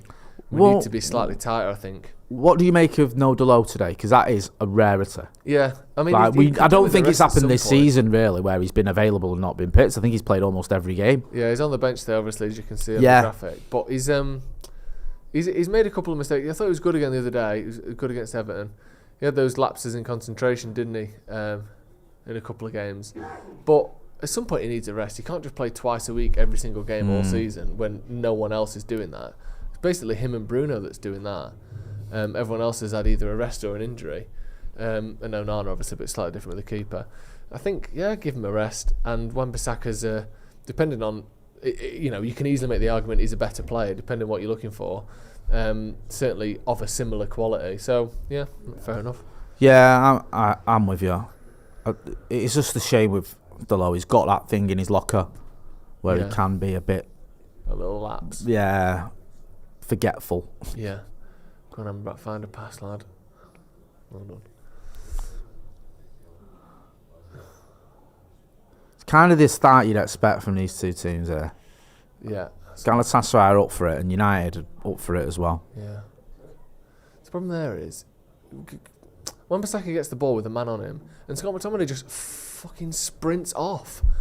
And in reality, what pass could Wan-Bissaka have done to find him there? That's one of the biggest criticisms about McTominay is he doesn't show for the ball. Yeah. And he's making a run to try and get the ball, but it would be impossible to find him. Because even if Wan-Bissaka played it back to Lindelof and we tried to go long, he wasn't on the last man. No. He's just approaching the last man. He's not available to receive the ball. That's one thing Mainu did so well the other day. He was just available. There, we can see McTominay trying there. That's better. Oh, he's unlucky there. Oh, well done. Go on, Antony. That's on, it. Switch it. Keep it and find someone. Well done. Oh, Bruno's... I feel like Bruno could have left that then. Yeah, he did well there, Antony, again. Couple of good bits so far from Antony. Just getting the ball. Yeah, no, he's done well. It's more of this, please. Getting 30 yards up the pitch and finding a pass. Keep doing that. Well, Lindelof did quite well there as well. Would you like to be there tonight? Yeah, I love it. Yeah. I'd love to be there. Yeah, it's one of them in it where you want a couple of mates with you though. Yeah, I want normally to be when at I the do game. like the Euroways, like I've done them since we've had the channel. I've done it obviously. When I used to do it back in the day, I'd be in the United, but the last couple I've done, I did Madrid and I did Barcelona where I was in the home end. Yeah. I don't think I'd be doing that tonight. So I won't fancy that. Like I controlled myself quite well in at Barcelona. Madrid was like where I was sat was opposite all the ultras and everything. So loads of people stood up when United scored, when Alanga scored. Yeah. But yeah, there's no way I'd be doing that No. in Istanbul. Well done. Well done. Just keep possession in it. That's it. Yeah. Let's get a grip of the game because it's. Oh, he's unlucky there. He's unlucky there, Garnacho. Just a little bit too much on it. Yeah. Yeah. United just trying to quiet the crowd a little bit. Get some touches on the ball. Slow it down a bit. I think. Did you watch the PSG Newcastle game last night? Yes, I did. PSG fans did not stop, did they? No, Fair they play to were them, man. fantastic. 99th minute, it was still going for it. Yeah. Which you don't always associate with the kind of, sugar daddy clubs. No, you don't. But they were. Well, look fantastic. at the difference between them and City. City Yeah. can't even get a crowd going when they're playing. Well, apparently the biggest rivals nowadays, Liverpool. Yeah. And you have to get the manager to beg him to make some noise. Paris Saint-Germain fans just did not stop. Yeah, and they were 1-0 down for most of it as well. Yeah, weren't they did Was well, there? to be fair with. Yeah. What did you make of all that? Because obviously there was a big kick-off about the Oh, it's handball. he definitely won a penalty. Yeah, Definitely not. It's just He's it been hits took off his- it VAR, hits hasn't he, his that kid? chest, first of all, so it immediately cannot be a penalty because it hits another part of He's his made a body first. mistake, hasn't he? Yeah, and then also his hand is in a natural position. He's running, it's just slightly in front of him, but it's not like out. It's just in front, and there's clearly no attempt to do it. Like all of the things that you have to tick, it doesn't tick any of them. So there's no way it should have been a penalty. Do you feel like once the referee's gone to the monitor, no matter what, he's like right in his head, he's thinking, I've got to do give this now because Sean Dyche was making his point when Yeah. he went for the penalty. He was saying it's pointless sending them to the monitor because once they go to the monitor, they're going to change their mind, or they're going to, because they've been told you've got to go to the monitor to look at what you've got wrong. yeah, well, that's why you go to the monitor. I said this a few weeks ago. There's literally no point in the monitor. It's pantomime. Yeah, It's there to suggest that the ref has gone, oh yes, I did make a mistake. Yeah, But really, yeah. it's going, fucking hell, 3 blokes in a van think I've made a mistake here. Who am I to disagree? yeah. I'm obviously not gonna. How many times have we seen it overturned? Once, or disagreed with? Once, twice, in all of the leagues across 5 Jesus. years. Yeah. Like there's literally no point doing it, and it just slows the game down, and it adds to this sense of, well, at least they might as well all make the mistake together then. Yeah. Like either Yeah. if it's not clear and obvious, you shouldn't be going to the monitor anyway. Because if it isn't clear and obvious, then why? If it's clear and obvious, the ref doesn't need to see it again. Oh, we're in here, Bruno. Garnacho! Yes! Get it! Yes! What a goal! Alejandro Garnacho again at the near post. Bruno with the Absolutely assist. smashed it into Roof the of top the corner net from the there. near post. I love finishers Brilliant, like that. Do you know, it yes. fucks me off. But do you know who used to do that all the time? And he did it against United. Aguero. Aguero. Yeah. Classic, innit? Yeah. Great finish. I love it from when Garnacho. I don't love it. When he used to do it and people just go, De Gea there. Yeah. And you're like, What's he meant to do? Like obviously gigs against Seaman. There you go. That's the comparison I'm going to go for instead. But lovely finish there. Yeah. Played across nicely. Who was it? Hojlund, great hold up play in the middle and beautifully weighted. One as touch well. there from Garnacho and then Bruno. takes it on his left. One touch with his right and I think he takes it with his Yeah. left, doesn't he? Excellent, yeah. Great Look at striker that. play from Hojlund. Great number 10 play from Bruno. And fantastic wing play and finish from Garnacho as well. Oh, Roof of do the you know net. what? Fantastic. Good lad. Going with his left as well. Yeah, you don't see that all the time, do you, with naturally right-footed players? No. You try and shift it onto the right, but he's got the confidence there. Yeah. Smashes it in. Brilliant. Yeah. Well done. There's no way that's getting overruled, is there? They weren't offside. There was no fouls. I didn't see anything. No, me neither. Needed that, and we need to not give away a lead again. What's up with Bruno? You say, I think the referee is saying to... Is he saying about the celebration or something? Yeah, because he Garnacho celebrated with a little bit of shithousery, and I think that's what he's saying. What did he do? I think he was giving it that about it, like it pointing at his ears, I think, or something about the crowd giving him grief. I think that's what the referee's saying, right. Because the referee just had a go at Garnacho and said went like that, and then said to Bruno, "Tell him no." Right. But he's not telling him to stop scoring goals, so I presume his celebration wound up the fans or whatever. Was deemed to be Which I'm not being funny, right? But fuck off. Yeah. Like yeah, exactly. Yeah. I'll celebrate how I want. He didn't do anything offensive. No. Do you know what I mean? I get it if he'd done somewhere. He you did go, a bit of "Whoa." that as well, Yeah, didn't he? Like, calm it down. And then like he's taking dog's abuse. He's just scored a mint goal in the Champions League. Let him celebrate. Yeah. It's a clear foul though. He's pulling his shirt. He's kicking at him. He's probably knocking into him. Well done. Oh, lucky.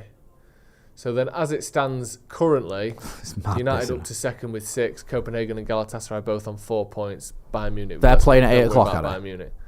Copenhagen and Bayern obviously Munich. he's got to go in there. Amrabat take over. Amrabat did well there. Obviously, it goes without saying, but worth mentioning anyway. We want Bayern Munich to win that game because they're already through. They're already through, man. You better not just rest everyone. I know, yeah. Just play the resis. Yeah, I'm going to see where that game is. I don't know. They might do one of them, Bayern Munich, where you just want to win every single game. They do. They often win 15 points. Yeah. And also, luckily for United, that game is in Munich tonight. Right. So that does, obviously that gives them that little bit of advantage. Yeah. As well. They don't want to lose at home, regardless Well of done, Bruno. whether It's they're corner here to Galatasaray. Sorry to talk over you. No. This is the critical point now, because we've done this a few times this season. Minutes. Yeah, we've scored and conceded straight away. Yeah. That can't be a trend. It's a good corner, that. And it's Oh my God. No, it's not away yet. Is that handball? I don't know. Has it hit Lindelof's hand? I don't know. It looked like it, didn't it? It's a good corner.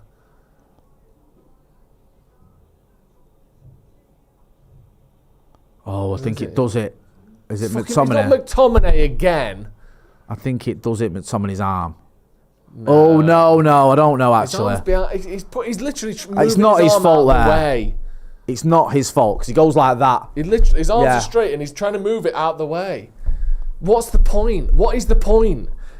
Like, this is just stupid. We're going to get to the point where all you have to do is just fucking blast the ball in the box. Yeah. And at some point it's going to ping pong off someone. This isn't the point of the handball rule.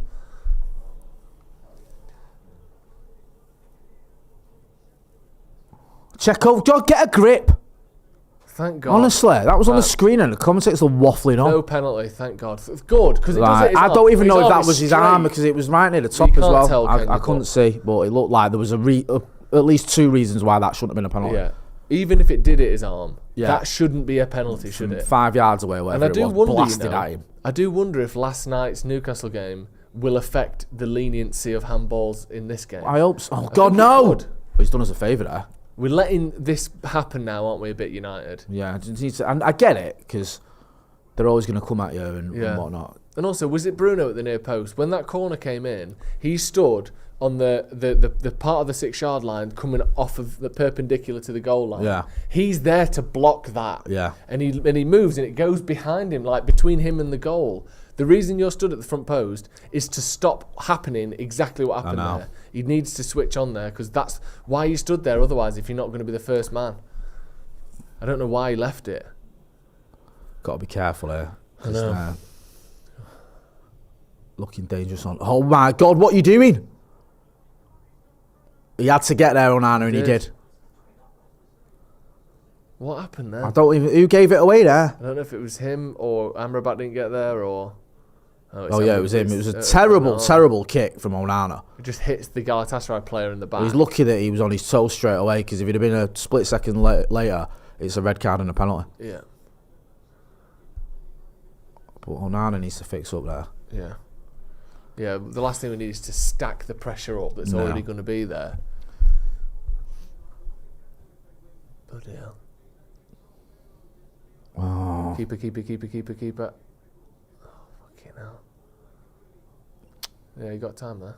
Well done, Bruno. And well done, Luke Shaw as well. Go on, Garnacho. Go on, lad. Go on, lad.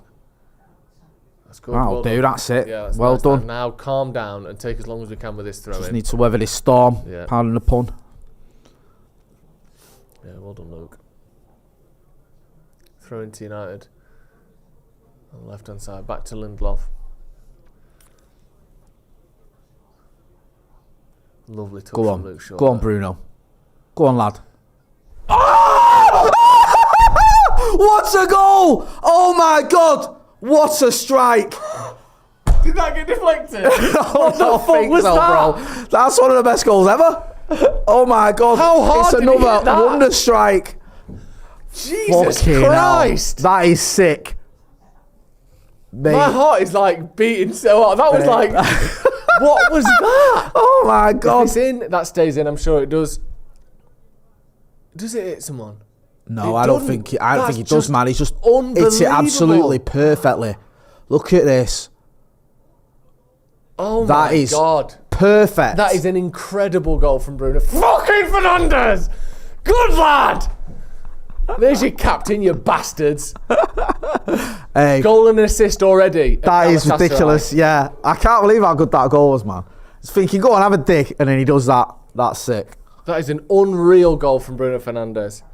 At least we've got no reputation for dropping 2-goal leads, eh? We never do that. We never are in the lead What are always they doing here, and these still lot? give the game away. It was at Sevilla last season, wasn't it? Oh, don't. And Don't.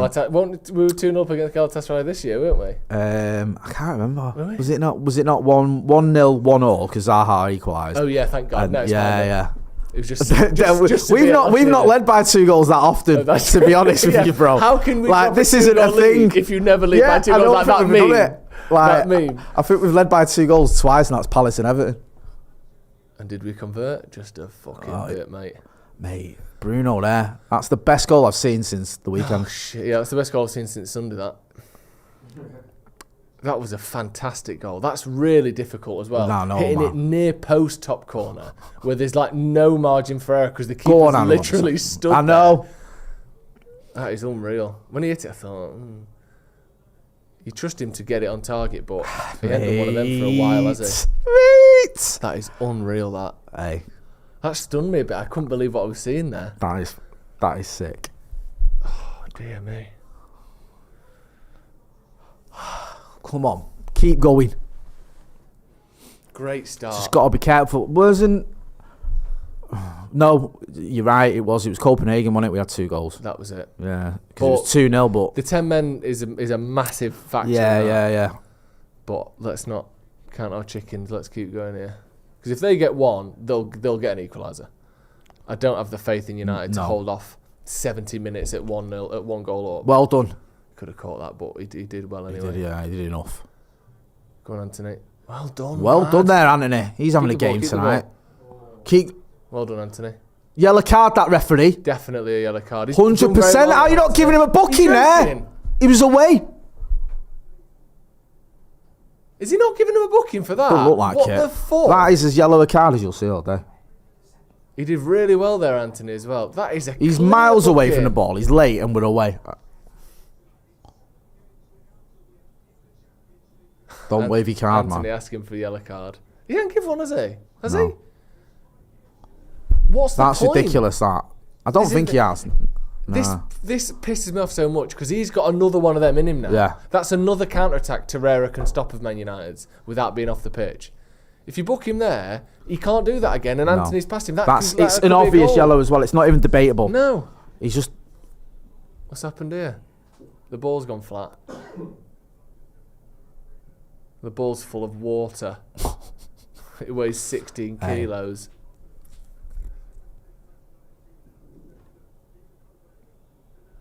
The pitch is choppy, but surprisingly, like the ball there is rolling relatively normally, isn't it? It's in better nick than I thought it would be. That's a lovely little pass. That keeper will be on it though, surely. Look at that. Excuse me, cocking down the mic. What a goal. When I first saw Bruno hit that, I thought it looked like it took a little wobble. Nah, like I thought it was was deflected. straight away. I thought that's just, he's Did you? pinged it into top bins there. He's sick. That was unreal. Are you alright? Yeah, I'm just dying. Have you got any drink? Is there any water in it? The brilliance of that Bruno Fernandes goal has ended me. Yeah. Come on, United, just don't fuck it up.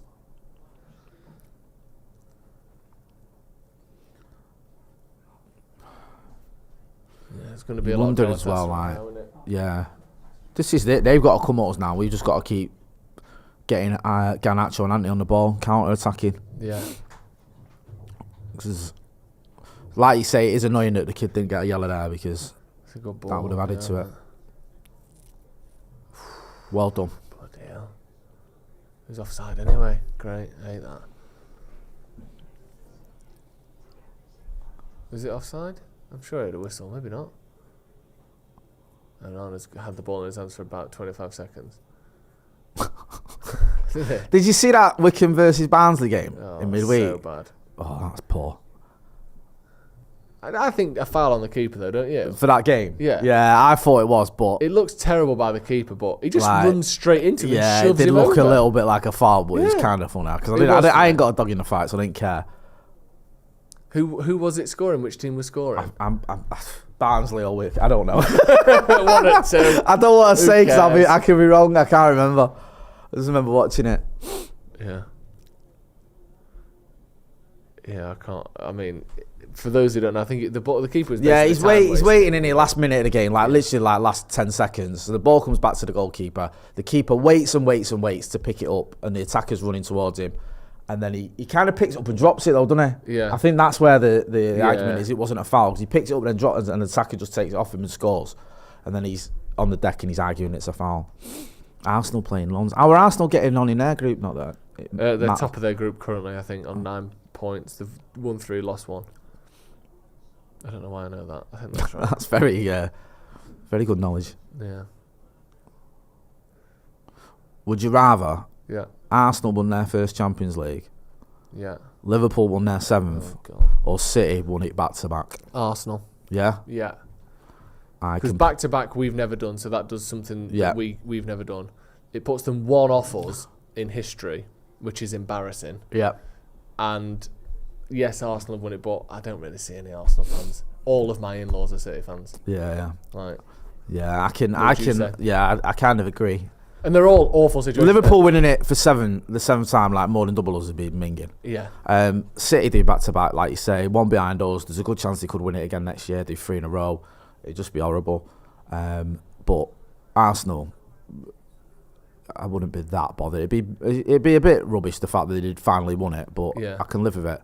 It's almost like It's more for something for Chelsea. it becomes fans a to little worry about, it isn't becomes a little bit irrelevant. You know, like Yeah. when Chelsea won it, Yeah. it wasn't like the first time. I don't mean when they beat City. Obviously, when they beat City, I was buzzing. But Yeah, when they beat 2012. Bayern Munich, I wasn't that bothered. Yeah. Do you know what I mean? For some reason, I don't know if it's weirdly, and this is going to sound mad, I quite liked that Chelsea team under Jose.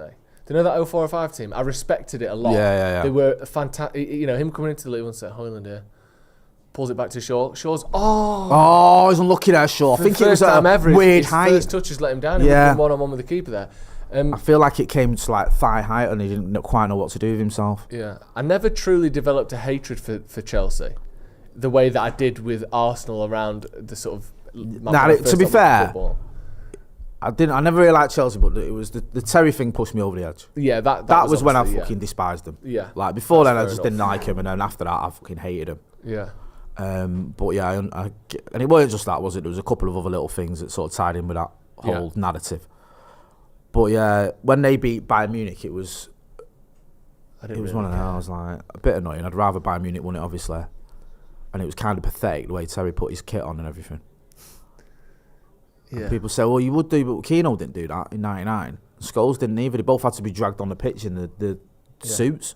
Keane was club captain. Yeah, and he Keane did obviously helped us get to the final. Terry got sent off in the semi-final Yeah, by a blatant knee in the back of Alexis Sanchez. I love how I remember the specifics of it exactly.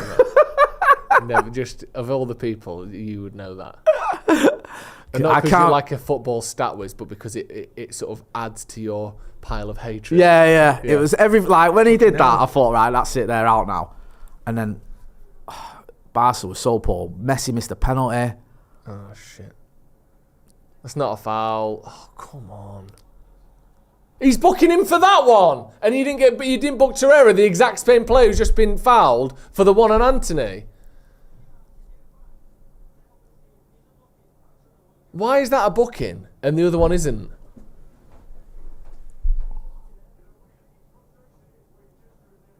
It probably is a booking. Who's he having a go at there? I think Rio's saying, who's he having a go at? He's not having a go at ref. Bruno. It'll be either McTominay or Amrabat. He's saying someone's got to get back there. It'll be McTominay or Amrabat there. Yeah. Because he's the one who just ran 65 Yeah, I think you're right, yards because he just shook hands. Someone's just snapped their leg back behind the camera there. This is a good spot for Ziyech. This perfect for a left footer, this.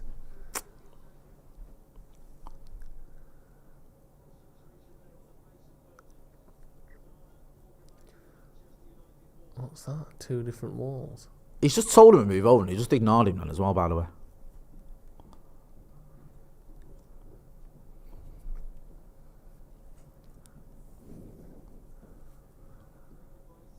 Oh, fuck off! Through the wall!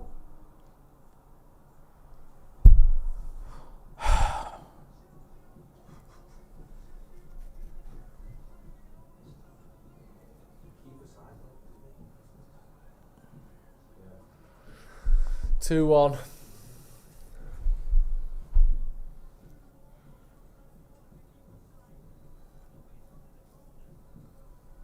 It's poor, that, man. Let's have a look at this again. Yeah, the keeper's got to do better. Yeah.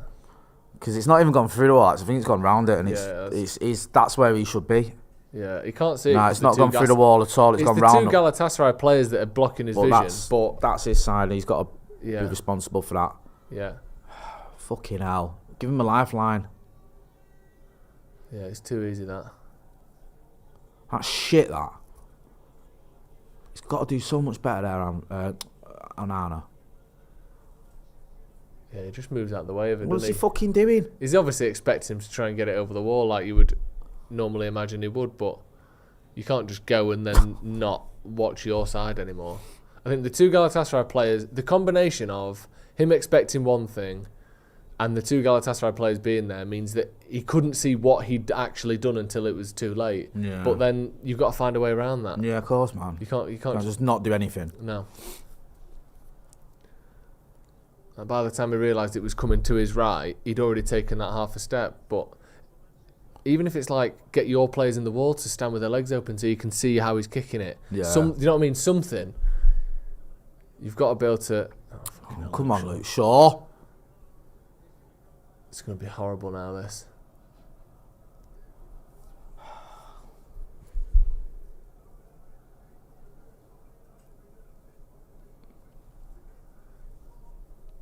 I need to just calm down and not get too excited here.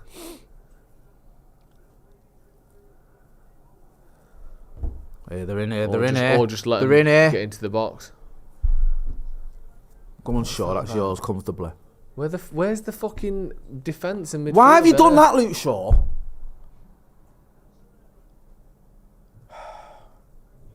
Didn't need to do that. Keep it. Also, Amrabat's basically playing as a centre-back. So we've got this big gap in midfield between Luke Shaw and the actual centre-backs. They're just whipping crosses in off Ziyech's left foot. So Amrabat's dropped in. But then there's this giant space for runners to pick the ball up whenever they want it. This massive tunnel through the middle of the pitch. Amrabat's just basically man-marking... I don't even know. Is it Icardi? I hope he could be in here again. How is this so easy for him? How is it so easy for him? Man. Thank God his shot was off now.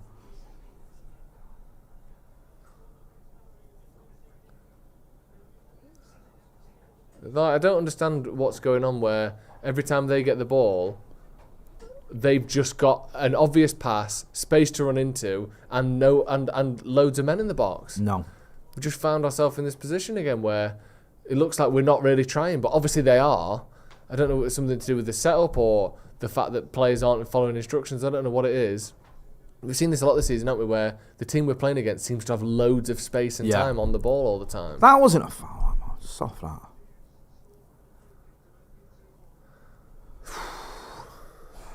Hate this man.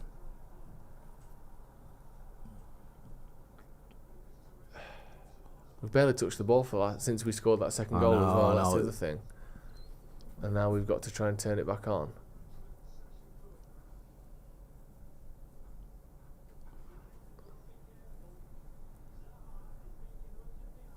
Don't feel confident at all now. Nope. So I said before, if they get one, I think they'll get a second. Definitely. Really probably need to score again now. Yeah, I agree. Do you know what I mean? Hold on.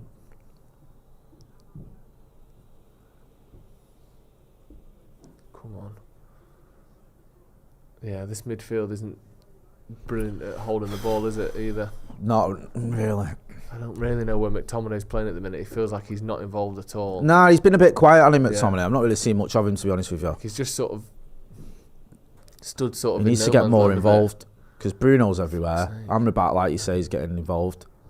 Like, McTominay's not picking the ball up off the defence and isn't getting involved in the attack either. No.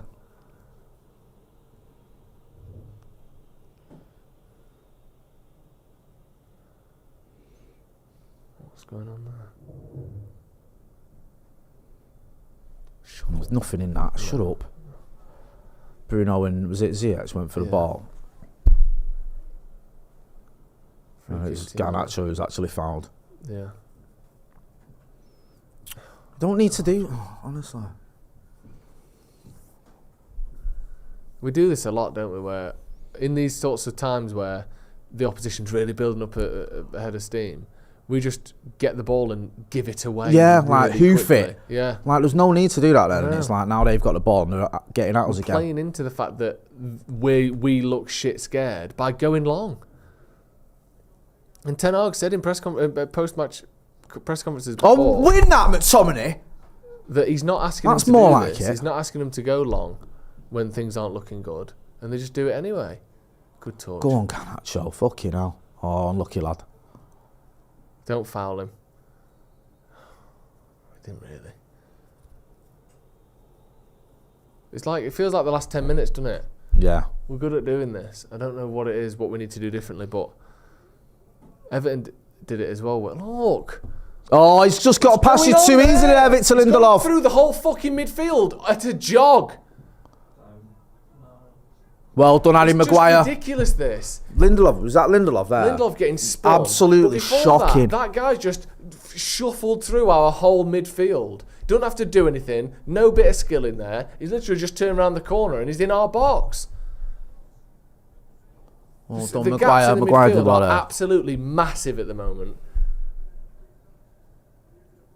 Fucking hate this as well. Us on corners. We're going to lose this game if it stays like this. Definitely. Because they're going to get another one any minute now. Here There you go. That's a reach save. I think, is it offside? To be fair, that was an amazing save.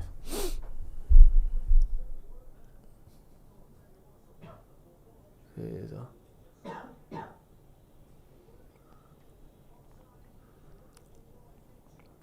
Yeah, come on, lads. We've got 65 minutes, probably more like 75 minutes with stoppage time left here. It can't be the case that we just get it and boot it long every time. We're going to boot it long again now. And I bet you we lose the ball and they're attacking us again. Boot it long, what happens? Their centre-back wins it. And we give it No, away. there you go. We lost it. What was the point in that? Keep possession. That's Yeah, it, man. we've Just won keep it back. it. Keep it now. Good. Shit pass on. That'll do. We've got a corner out of it. Come on, somebody get your head on this.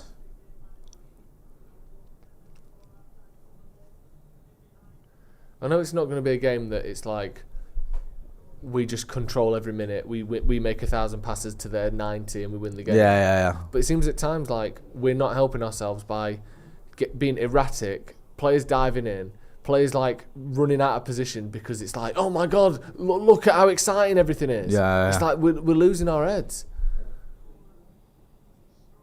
There's no composure in the midfield at all. Corner to United. Come on, Bruno. Decent corner. It's not very good. Kind of almost got there. Yeah. Don't fuck about. All right, do fuck about, but keep hold of the ball and do a mint pass. Brilliant from Onana. That'll do that. Another corner. Fair play to That was Onana. great, really, wasn't it? Yeah, It like, was do you know what I mean? shit You're like, scary. what are you doing? Especially after he's just conceded a soft goal, I know. but he's certainly not lacking in confidence, the lad. Yeah, he did well there. 360 spin on the. Yeah, I was like, nice whoa. pass out. His pass was sick as well. Corner to United. Let's actually try and beat the first man this time. Come on, Let's Bruno. get to the penalty spot. That's more like it. Oh, Just got under it there, headed McTominay. over Well McTominay. over. That was better though. Found a United player.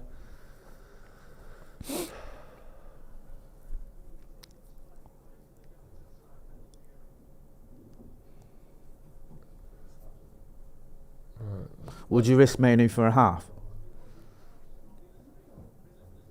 So it's a tough. Again, it's a very tough situation to Yeah, put him in. it Isn't it is. And we don't. The problem with Manu is what we saw against Everton was amazing. Yeah. We actually don't really know how good he is, do we? Whereas Amrabat, even though he's limited, he's Yeah. made mistakes. McTominay the same. You know how good they are. You Yeah. know 90% of what you can expect from them. Manu, it's like how many minutes of professional football has he played? 100. Yeah. So yeah. I do think that question marks can be found out. The only It'd be thing, awful like if for if me, it would be was better this with him big on. out. And it's just whether you Yeah. want to risk that of Yeah. bringing him into this, and also do we want him fully rested for Saturday? Yeah. Oh, that's a good ball. Oh, come on. He was in now. Was it Hojlund? Yeah. Muslera came out quick there, Didn't didn't he? Mate. He was out. It was like 35 yards. I know out he in a did well. He second. did well there He did really well. because Hojlund would have been well in.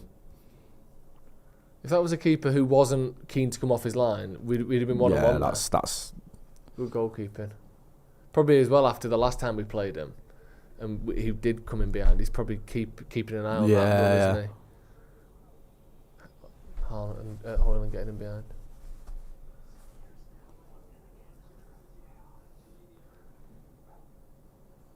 Well done, Antony.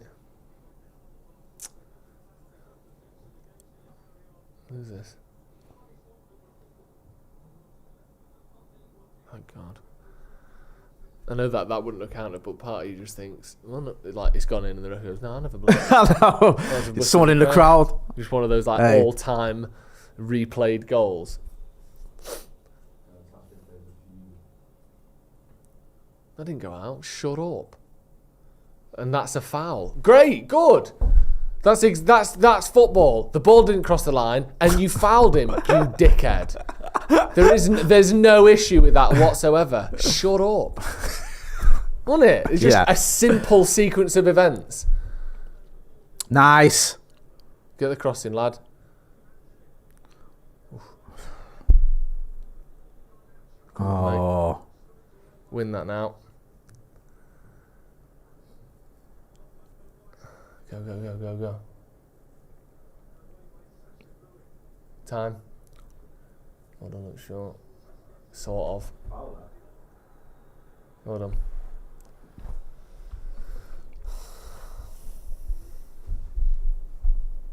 He's got a sort of a bit of the Jamie Vardy body, hasn't he, Ziyech? Quite sort of slightly hunched, really skinny. yeah. Like similar body type to Jamie Vardy. They could share a wardrobe.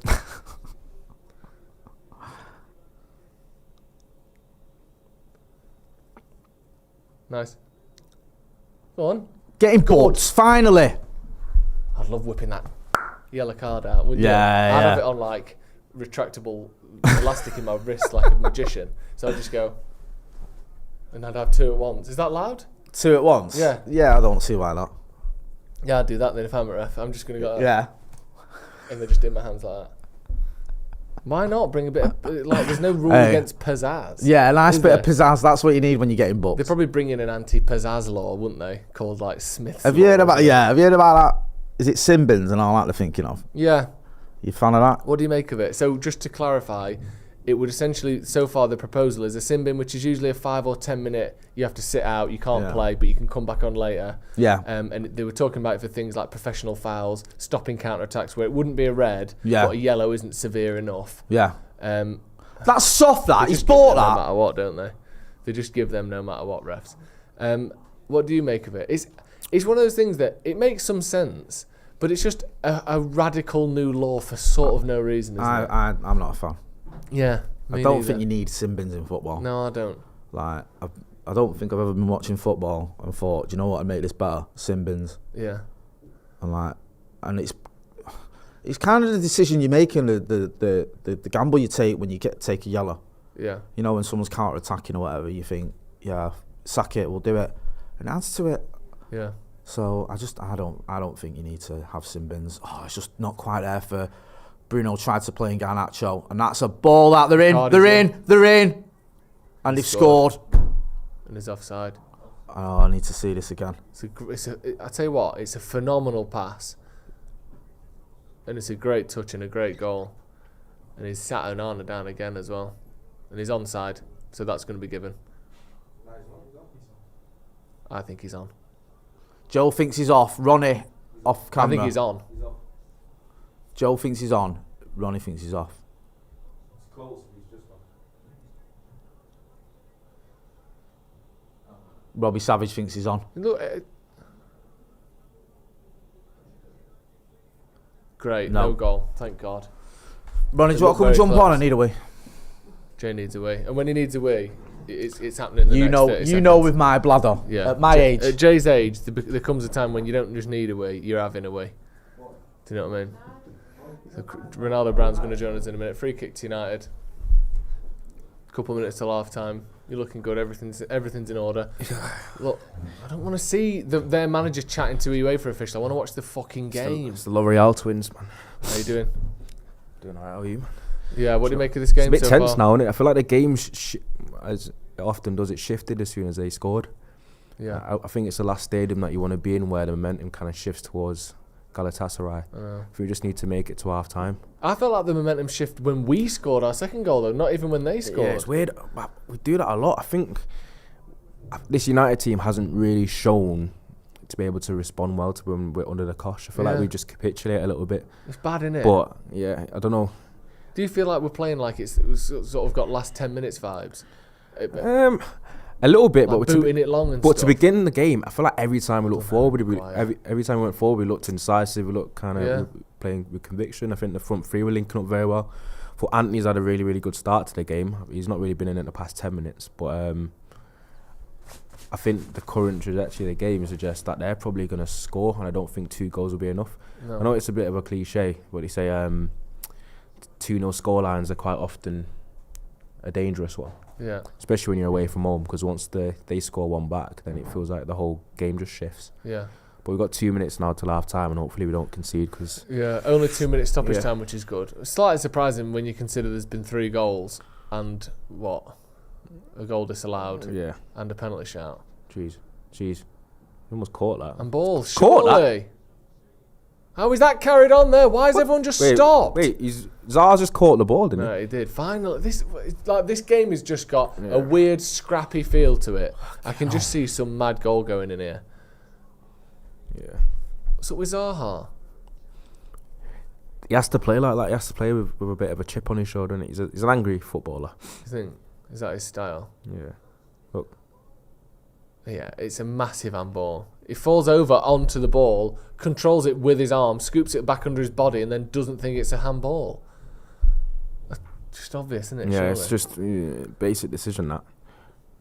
But Got that's one what minute. they've done this thing, haven't they, where every decision they're fighting it like everything's an injustice, like that on the touchline. Yeah, no, I think Half the ball didn't cross the line. I think a lot of teams do that. Yeah. I think it's just that. Ooh. See, that's not a foul. He literally gets It's the ball. it's Europe though. You can't go with a high foot. High foot. Remember, it's like, is it the rules? It's automatically yellow for a high foot foul.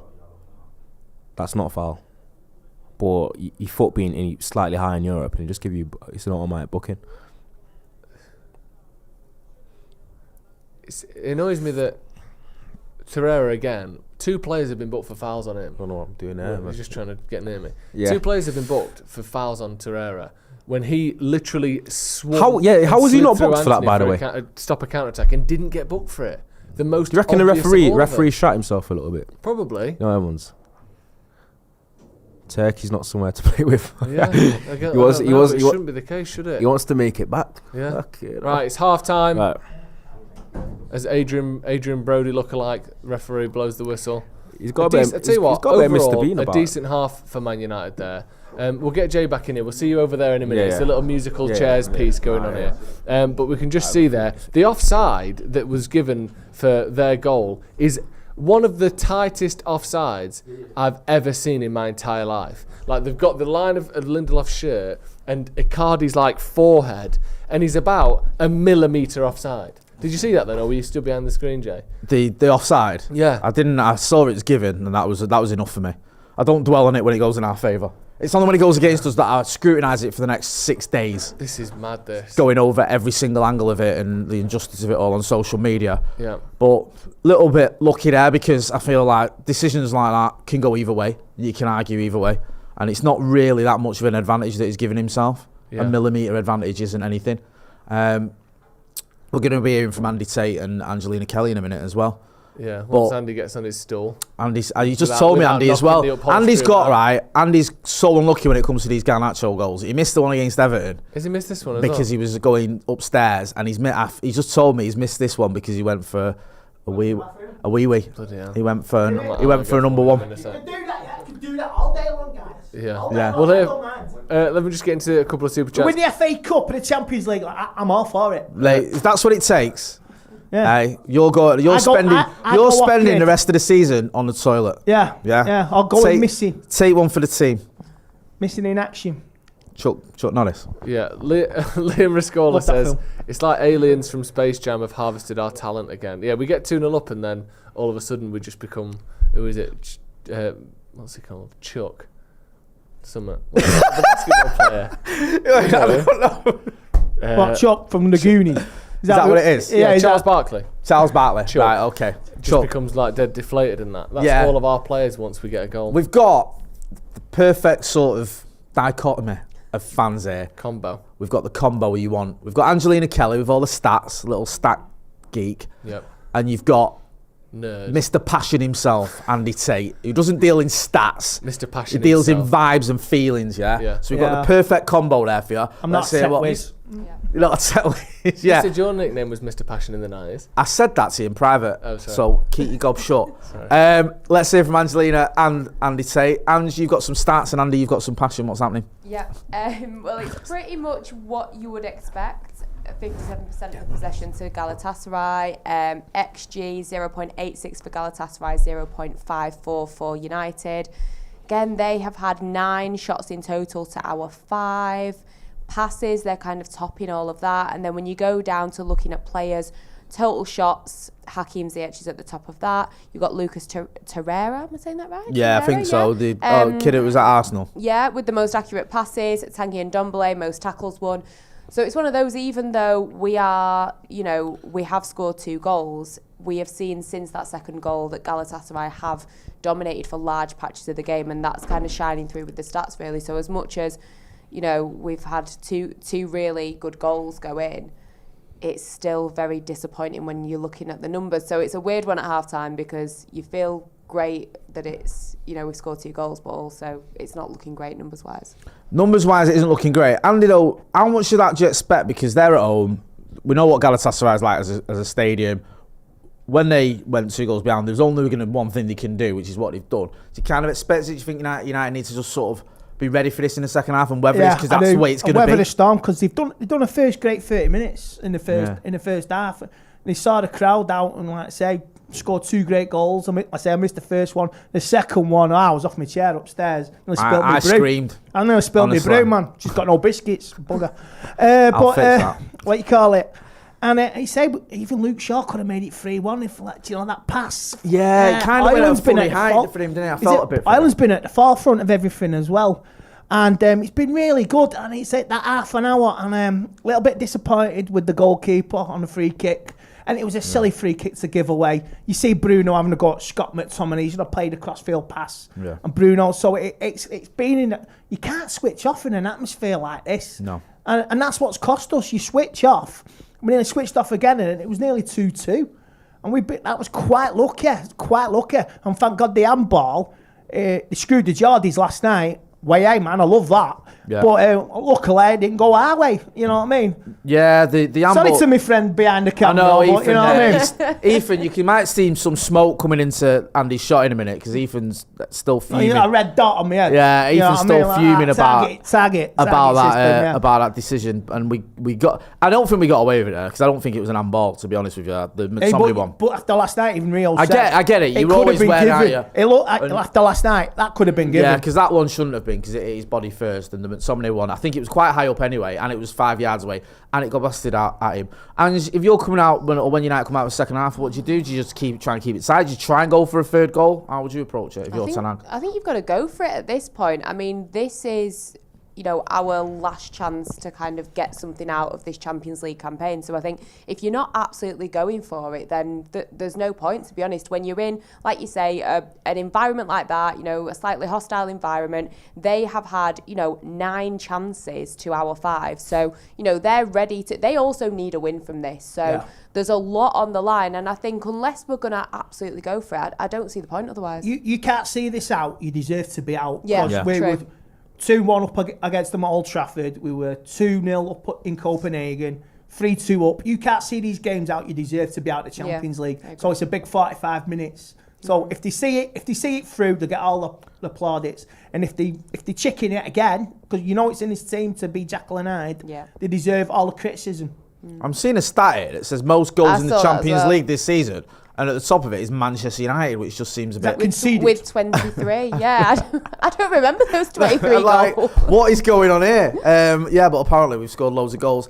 We've certainly might not scored get 2 absolute worldies tonight. Garnacho on his left foot, just seeing a replay of that coming up, and the one from Bruno that left us all. His left foot and right foot. You get certain ex-Man United players who think I saw that on Talksport yesterday. Like anything to get on a negative. Paul Ince.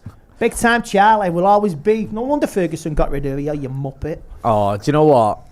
I used to love Paul Ince when he was at United. He broke my heart when he went to Inter Milan, and then since then he's just been doom-headed.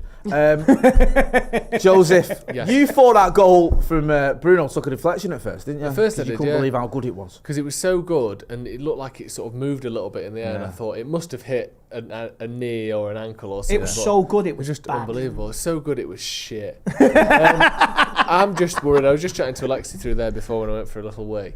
We weren't weeing at the same time. It's alright. We were weeing at the same time. Need to know basis, people. Into the same urinal. Good stuff. Pants around our ankles. Right, yeah, we get it.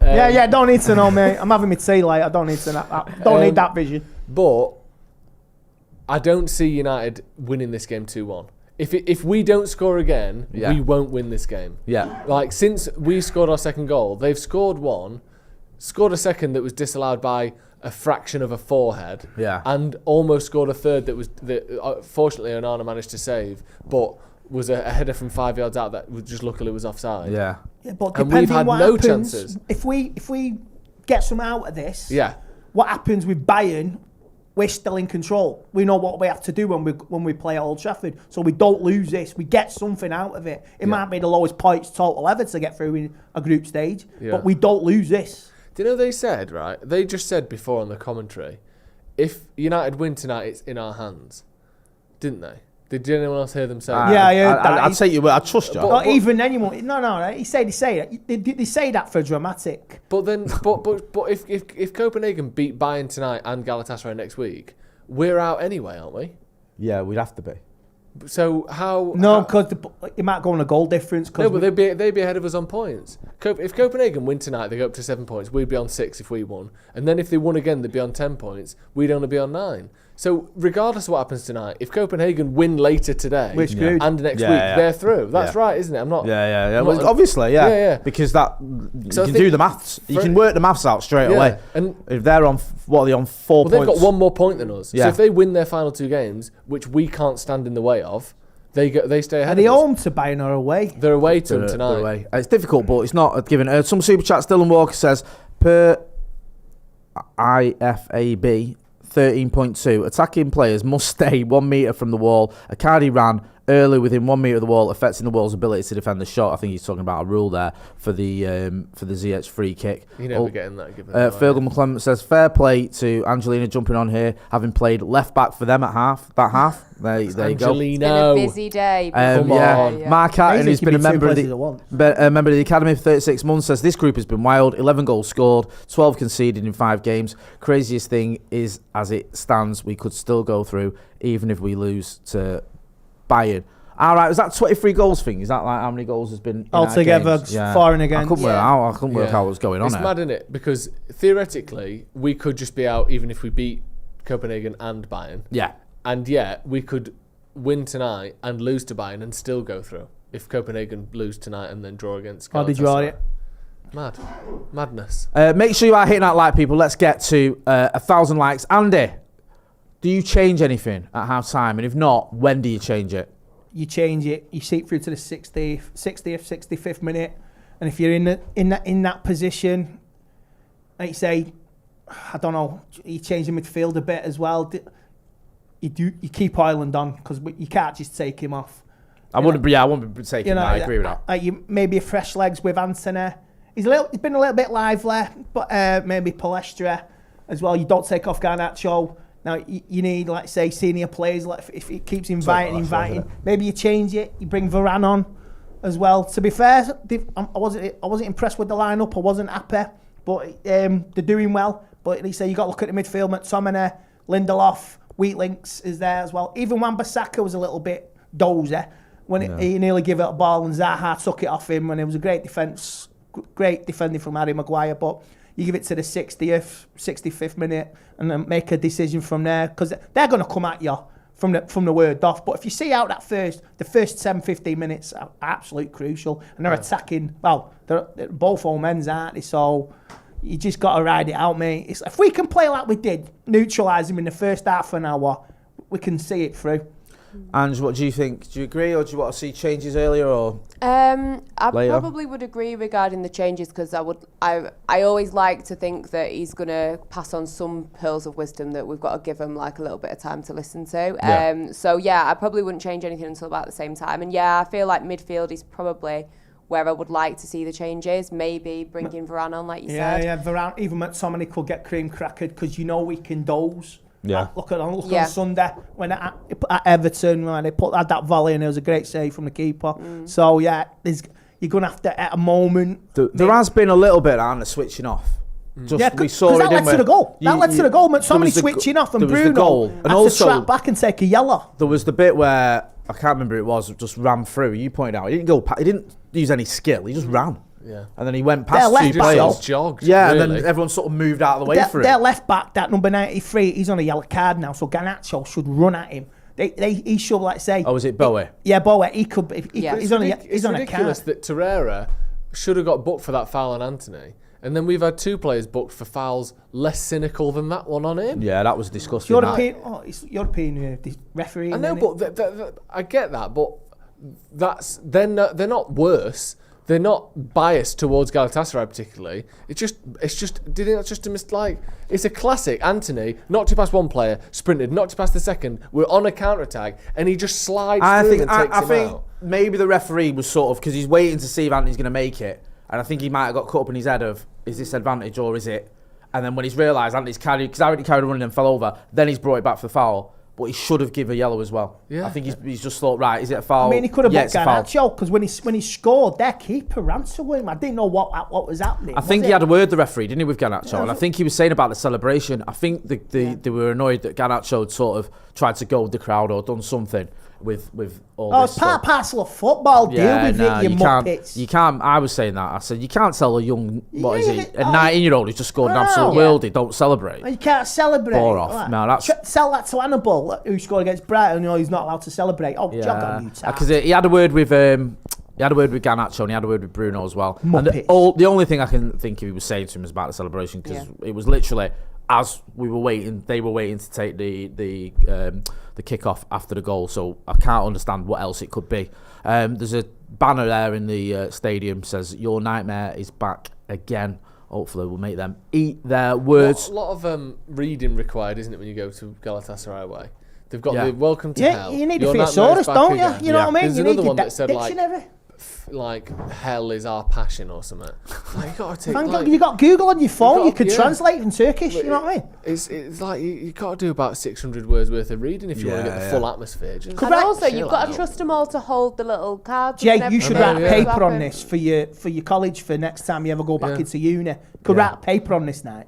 I could actually, yeah. The banners of Galatasaray. Yeah. That could be my thesis, my dissertation. What you remembered for. Yeah, this is it. This could be my moment to shine. My Welcome dissertation. to Hell by Jay Motti. Listen, my dissertation on JFK's congressional career is still spoke about to this day.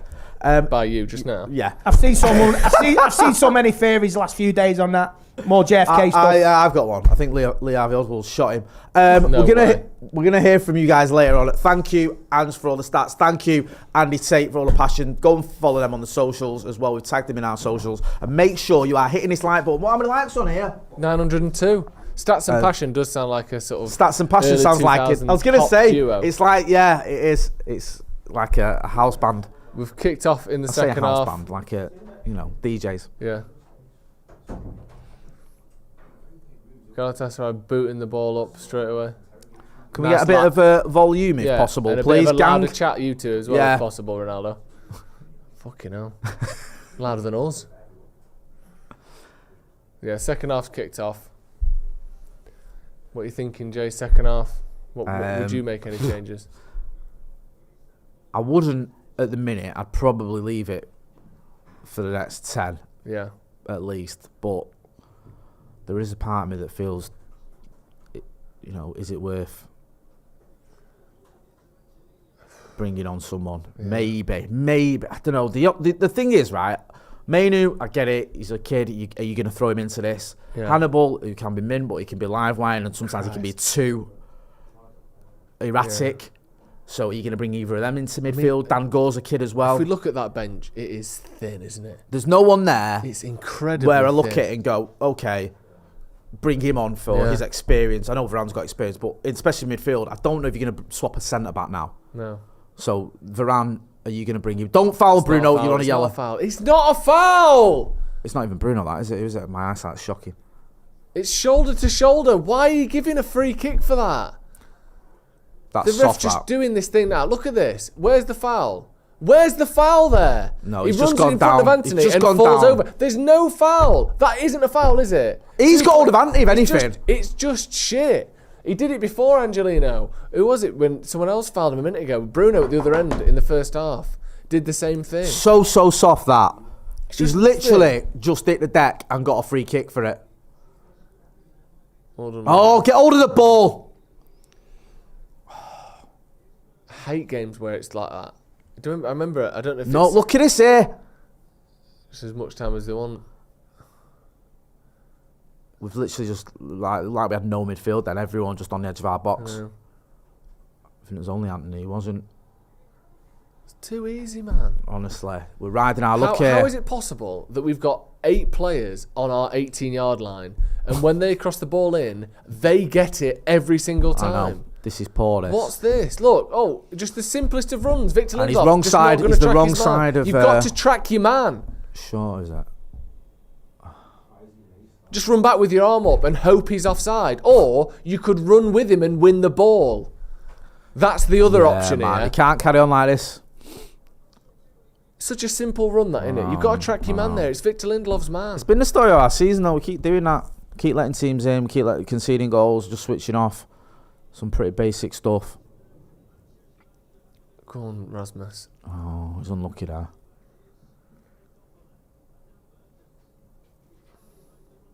Fucking hell. Don't Barnsley it here, Onana. Don't Barnsley it. Hey. It's a verb situation, to Barnsley. Boot it long and lose it. That's my plan. There you go. Good lad. Well done. You stuck to the plan. Kick it long and lose it, and let them have possession. The thing is, right? You know now. I think Aaron Maguire's going to start. The question is whether it's Varane or Lindelof. Yeah. And when you see Lindelof doing some of the things he's done tonight, you think, why is Varane not starting? Yeah. Do you know what I mean? Yeah. Like, just 2 or 3 things in the last few weeks where like getting spun and nudged out the way that's by awful as well, Onana. Calvert-Lewin too many times against Yeah. Everton. Go on then, Rasmus. Oh, you lucky There's a lucky bastard. there. That's it. Keep going. Go on. This is ours, this. You get that, Garnacho. Well done. Look short. Oh, too long. Just a bit too much on it. Go on, Antony. Well done, lad. Did well there, Antony. Forced Angelino to kick the ball out there. Oh, is he alright? Yeah. I think he just took a knock, hasn't he? He's actually been alright today, Antony. It's done alright, yeah. He's not had much of the ball, but when he's had it, he had a he's good done spell good in it. He things. had a good 20-minute spell in that first half. Yeah. Yeah. Good to see a bit more from him second half. But that was good there. Good running, good pressing. Go down, you'll get a free kick. Might as well. What are they getting pissed off for? That's your whole tactic, Galatasaray. Isn't it? Yeah. Look at him shouting at the ref, Mertens. Your whole tactic is let someone nudge you, fall over, free kick, ball in the box. And then Amrabat does the same thing. Same sort of shit. It's just the same. It's the same thing. Hey, I can feel someone behind me. I'll just throw myself to the floor. I'll get a free Which kick. is shit, but the refs established he that's set the the free tone, kick hasn't he? tonight. And that's just... Nah, come on, Bruno. You got to do better than that, kid. Free kicks just gets cleared. Yeah. And it's almost cleared to the halfway line. Like, we waited till everyone had just arrived in the box, but it didn't even look like our attackers were even set yet, and then Bruno just clips it to their defender. Everything's like rushed and nervous from United. Well done, Rasmus. Brilliant. He's done really well He's there. done brilliantly. Good lad. Go on, Aaron Wan-Bissaka. Right foot. Don't be silly. Pour that, Antony. Well done. And again. It's better.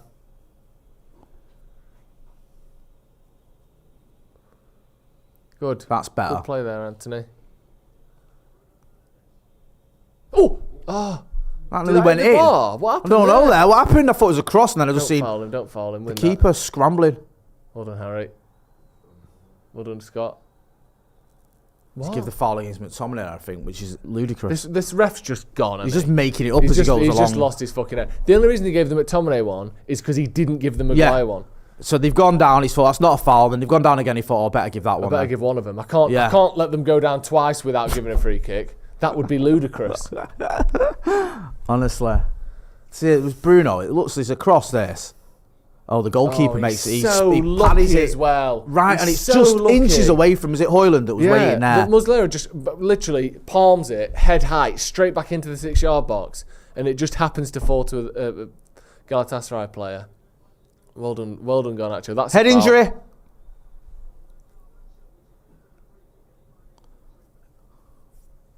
Oh, finally, He's on a actually yellow. was a Wasn't foul. that bowler? Is he? Let's have a look at this. Oof. It's a foul. I don't think it's a booking, but it's a foul. He's late and it knocks his head back a bit, doesn't it? Yeah, look at him holding his neck, look. A little whiplash. Tenai's going mad at the fourth official there.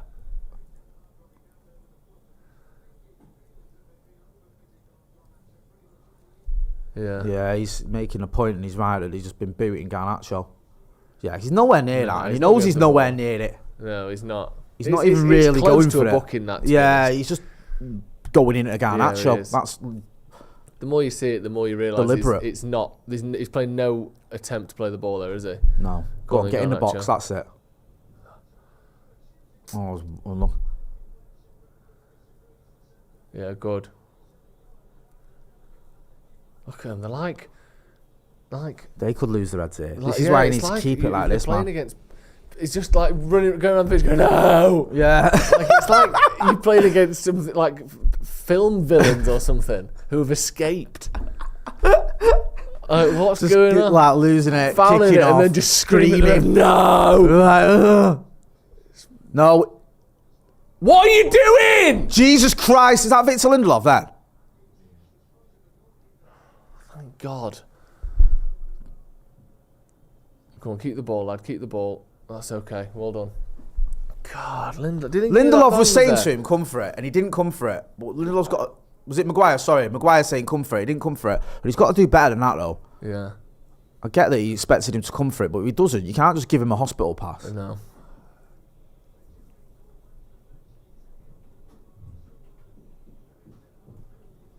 There we go. Right, was it Mainu? Bit of space here. Go on, Aaron, get on the last man. Well done. Chance here for United. Cross in. McTominay. Yes! Is he onside? Is he onside, though? He thinks he's onside. I can't... Is he onside? Of course. All day long. Yeah, man. Never in doubt that. I don't know. I don't know. I'm nervous about that one. Who do you think's offside? McTominay. Yeah. Or? No, I don't think Wan-Bissaka is. Let's have a look here. Wan-Bissaka's well on. Yeah, no question there. Yeah, the kid's playing him on. Yeah, but is McTominay on? But is it a forward pass? I don't know. I don't know. We'll just find out, won't we? That's the thing. I think it's a square pass, isn't it? Yeah. It's a very good finish, first of all, if it is, regardless of whether he's offside or not. It's a lovely finish. Good bits and bobs from Antony there as well. He won the free. Yeah. He won the throne in the first place. Bided his time. Played it into Wan-Bissaka. Is it a goal? Are they giving it?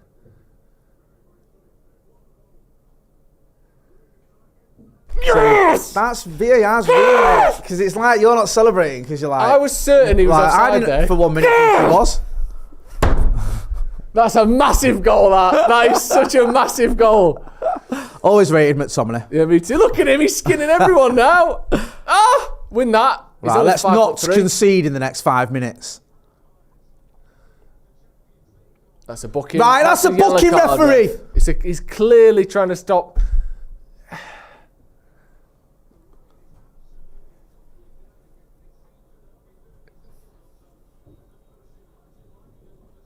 Apparently there's loads of thunder and lightning over the pitch. And Mainu and Martial are coming on. They're making subs, you dickhead. Kobe Mainu and Andy Martial coming on. I presume that's going to be for Amrabat and Hojlund, but I don't know. Yeah. Could be. I mean, Martial, to be fair, could go anywhere, couldn't he? You'd assume Hojlund because he was injured, wasn't he, up until the other day. That's a lovely pass. And that's just, as, he's sort of typical Scott McTominay. Don't know what he's doing with it, pass. Well done, fucking Rasmus Hojlund, you absolute bastard. He's offside there. Go on, keep going. That's all right. You're right. We making these subs, so what, ref? That's a huge goal, that, Ooh. I don't think he is. I don't think he is, I actually. think that kid's playing Angelino. Right, so it's Amrabat for Mainu. Wow. You presume. Wow. The pressure on him, because Scott McTominay is basically playing as a second 10 for most of the game tonight. Yeah. The pressure on Mainu here to be the single holding midfielder, unless we do a little shuffle around. Wow. Mainu coming in on that deep roll. I just hope. I don't even want a stunning performance. Just get through the game. Don't fuck anything up. Because it's, you know what I mean? I hope he just gets through it unscathed. And it is Hojlund, I believe. It looks like Hojlund, doesn't it? Yeah. For Martial, makes sense. Hojlund's not been fit, has he? No. Done well tonight. Ran himself into the ground as always, Rasmus Hojlund. Didn't quite come off for him, but still put himself about. Some really good centre-forward play. For the first goal, if you haven't got a good centre-forward in there who can hold the ball up, lay it back to the number 10, we don't score that. 100%. So you don't have to always score or assist to be effective. Like we've seen with Antony tonight. Yeah. Not scored or assisted. See, when he does that, I don't mind that. Yeah. I know we talk about his numbers a lot. When he's like effective on the ways, the issue I've had is when he's not effective and he's not putting up numbers, it's just like, come on, man. Yeah. But like you say, he had some very good spells tonight and he was involved in the third goal? Yeah. Yeah, he's been quite good. And he's done well there because he got the ball. Go on then. Go on, Antony. Skin him. Fucking skin him.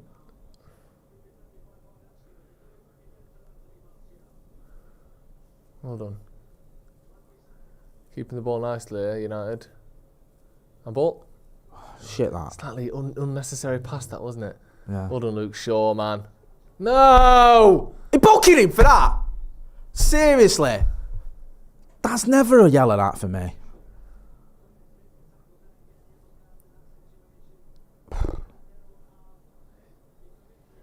It's harsh, that, isn't it? Yeah.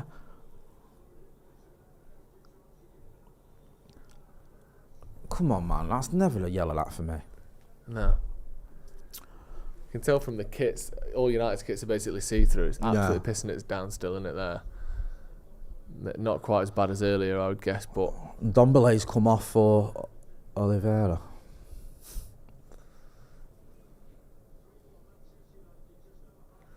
Manuel just sitting a little bit deep there. Onana come out for that one, good lad.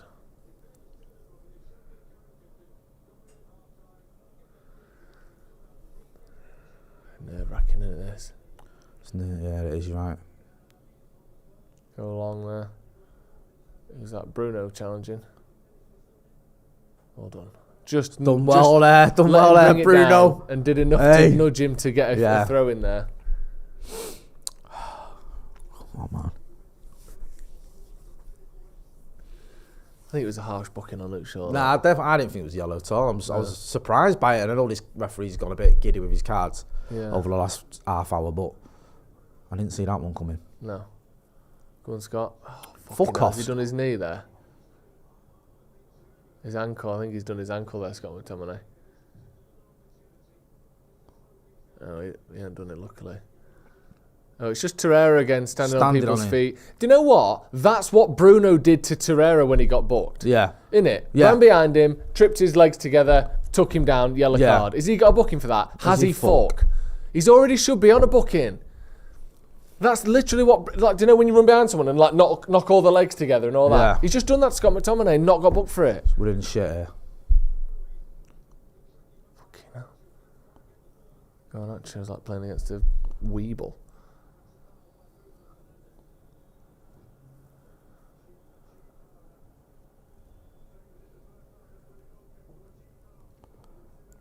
Let's have a look here. And weirdly, again, that's what he's already been booked for. I'm surprised he's not booking him again, though.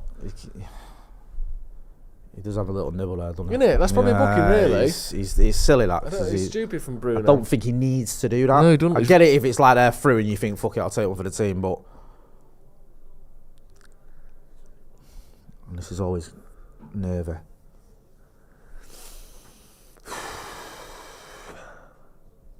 Free kick, not as close as the one they scored from, but he's gone near post and It's gone in. That's awful, Onana.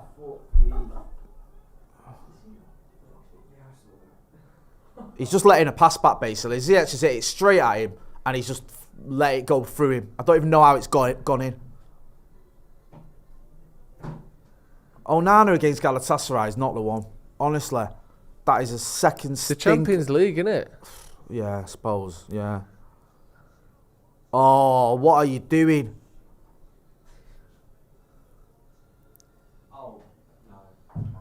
He literally just like flaps it into his own leg.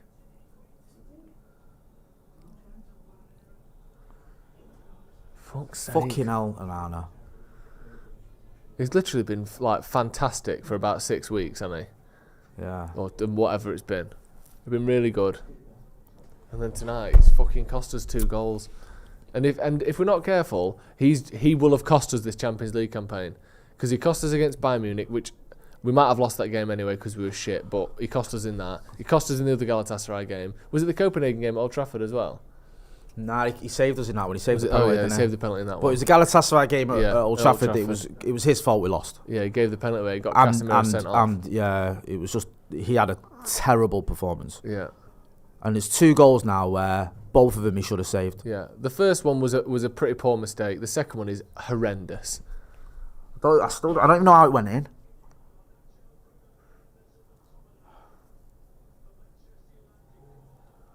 God, and we've just lost our heads now, haven't we? Wan-Bissaka's flying in, getting balked.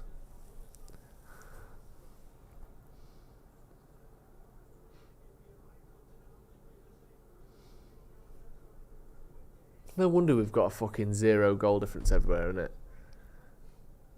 Like, we just can't, however many we score, we just It concede must that be so many. frustrating for tonight as well because he's got his tactics right. I know. We've played well, we've done what we needed to do, and your goalkeeper's doing that. And I wouldn't mind in the Premier League; he's been so much better. Yeah. And now you just feel like I'm just waiting for the third because every Yeah, time that's they it. get a fucking shot on target, I feel like it's going to go in. If I'm taking this, I'm shooting. Yeah.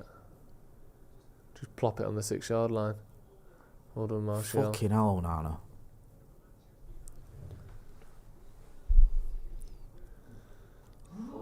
Go on. Oh, you lucky bastard. That could have gone anywhere. The goalkeeper for Galatasaray. He's been right fucking has lucky just tonight, to be gone fair to to clear him. it when he's just... Was it Antony then? Who was it? I think Garnacho. Garnacho Already closing him once, down. he's palmed the ball straight back into the middle of the 6-yard box and it happened to land at a Galatasaray player. Came off Then he him just as well, kicked went it out. straight at Garnacho and it's happened to have gone out for a throw-in. Could have gone anywhere. Him and Onana both trying to fuck it up. I can't believe... You're right about Onana in the Champions League. He has his cost us it. Like, fair enough, the Bayern Munich one, you go, okay, we were going to lose that anyway, probably. Oh, fuck off. Oh, he almost bounced it onto his foot then as well. Imagine he bounced that onto his foot and it had gone in. Do you know what I mean? Yeah, he did actually fumble that. Just hits his toe and goes Having in. a stinker. That's good though. Go on, Antony. Tony, sorry. Oh, man. 30 minutes to go. Holding on. Again, we scored that third goal and we've barely touched the ball since. Well done. Well done. Well done, Kobe.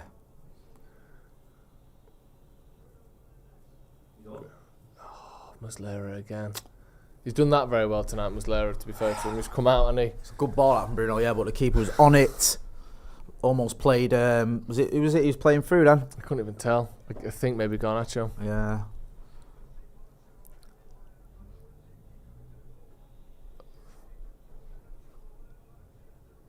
It's a foul. Referee! What?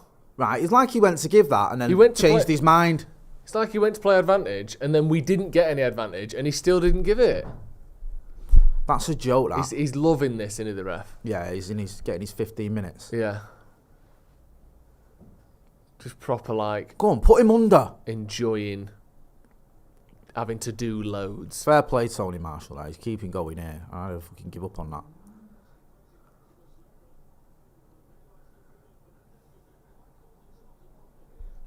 Don't do anything silly, Luke Shaw.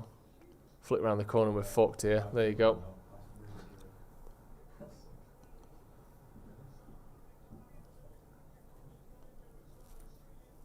Ziyech. Jesus Christ. He got there, Onana. Did what he needed to do. Yeah, he did Just. well there, Onana. He did well. He got there like 2 steps early, didn't he? He was like waiting for it.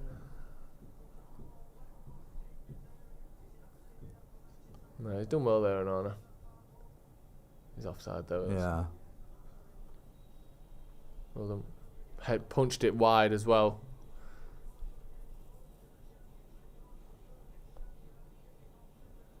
Fucking hell. Always exciting, isn't it? Yeah. Never a dull moment supporting Manchester United Football Club. Go and win that. Well done. Oh, I was unlucky there. That'll do. It's our ball. Thank you. There's a ball on the pitch. I wish it was all over. 67 minutes, man. Come on, man. Come on. Come on then, who's having it?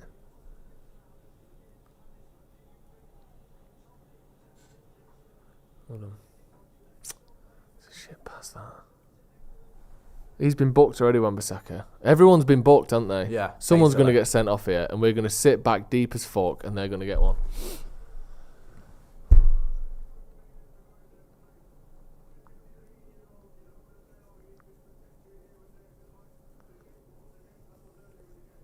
Mainu just stood with his man there in the middle, following him everywhere. Look. Yeah.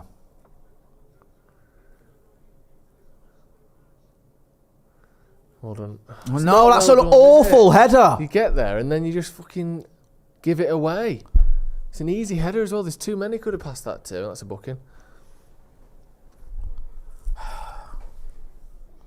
This Oh, is what that's worries me, always man. that, This is what we've done. We've done this in every Champions League game. Last 20 minutes, I know. just started switching off and conceding silly goals and making silly mistakes. It's literally cost us twice already.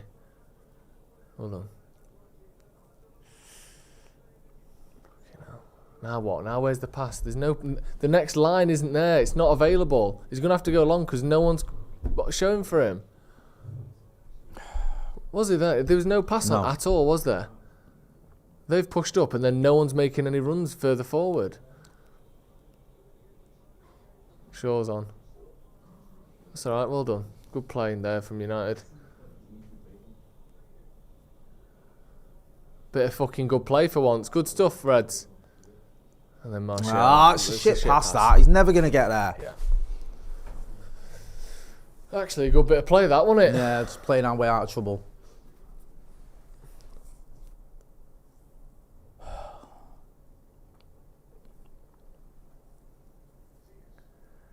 Oh, it's a great touch and a good shot and a great goal. What a goal. 3-3. 3-3.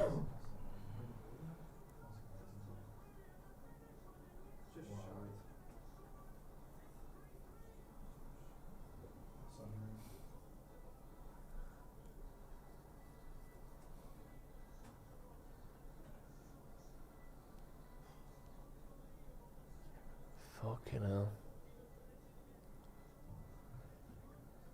It's not even like he's got a man on him. Mainu's with him.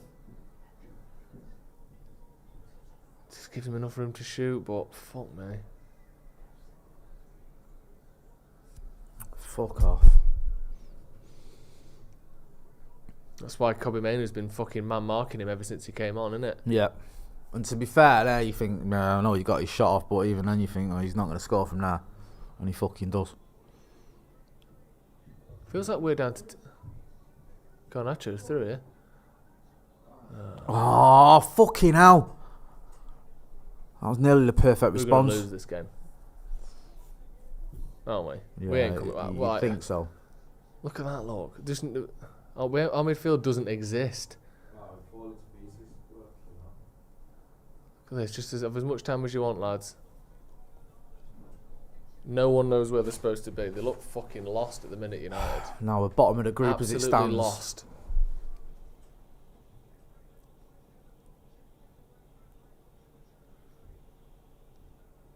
Fucking embarrassing, to be honest. We're 2 goals up twice and we just give it away with fucking free shots and fucking mistakes. It's a foul, ref.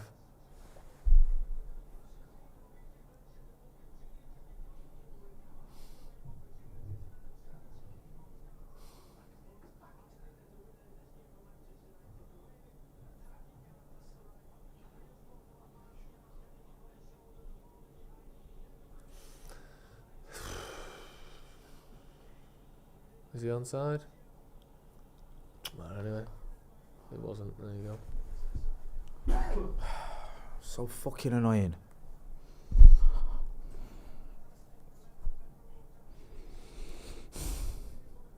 Some great goals tonight and some fucking shocking ones, isn't there? Yeah.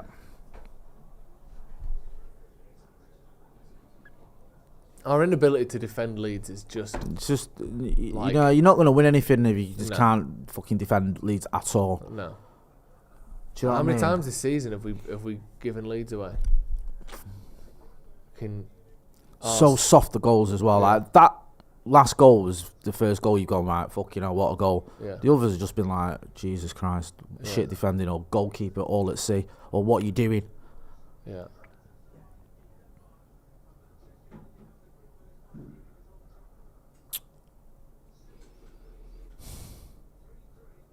Oh, there's been four very good goals today, and then 2 that have just been given away. Well, It's Onana, really, isn't it? yeah, that's the game, innit? Like if he doesn't, especially the second one. Yeah. The first one's a mistake. The second one's an absolute howler. Isn't Yeah, if he doesn't do that, then you've got a fucking good chance of seeing the game out. But that just gave them a lifeline. Early doors as well. Oh, so fucking shit. Oh man, he's been mint in the league. Onana, yeah, it's 3 against fucking 2 here, I think.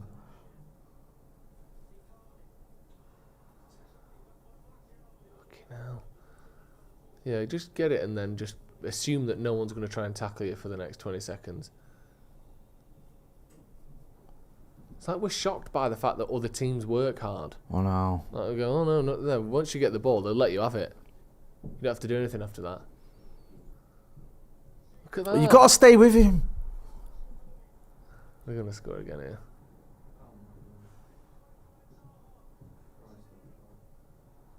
What? Is that Manu again? Yeah. Chance of a counter here. Oh, you lucky bastard.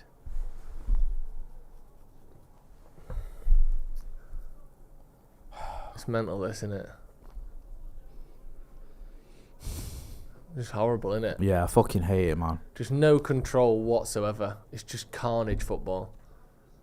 So disheartening to watch when you think the first 20 minutes as well. Get 2 goals up.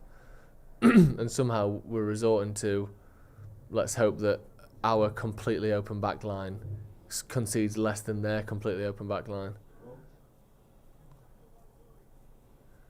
Go on, Luke. Overlap. There you go. Got a bit of space from there, look. Garnacho.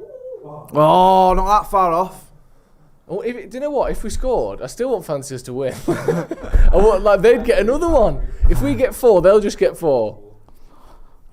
It does well there. See, that's the thing with an overlap there. Luke Shaw doesn't get the ball, but it's giving Garnacho a it's free not that shot. far away, you know. That's why it's important to make runs. Just covers it, doesn't he? Yeah. Fuck me.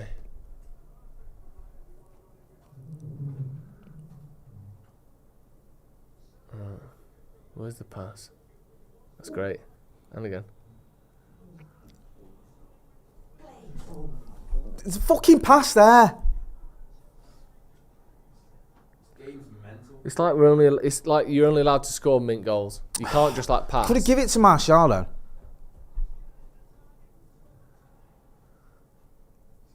If he scores it, go. If it's on target, it's in though, isn't it? The keeper's not nowhere near it.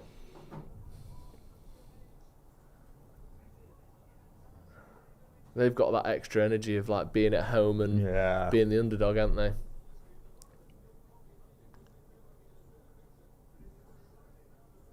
Who's coming on here? Dallo and Palestra. Palestra. Yeah, I don't mind either of them. Just need some legs. Everyone looks fucking knackered, look.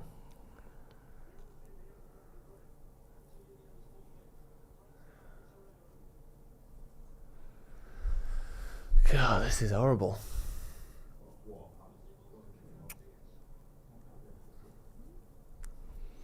Come on, fucking on. Too easy, look. Nah, he's over it, that. Right. Get them subs on them. Who's coming off, do you think? I presume Antony and Wan-Bissaka, is it? No, it's Garnacho for Palestra. He's and Wan-Bissaka for Delo. Yeah. He's probably knackered, Garnacho. Yeah, he's fucking hell. He's absolutely, like you say, he's run himself in at the ground. Especially and also, I think he's probably going to start on Saturday as well, isn't he? Yeah.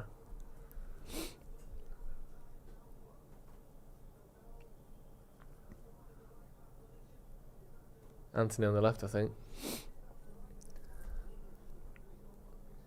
Go on, Facundo. Yeah. Be the hero. Oh no, it is. It looks like Palestra is on the left. Sorry. Dallo on for Wan-Bissaka.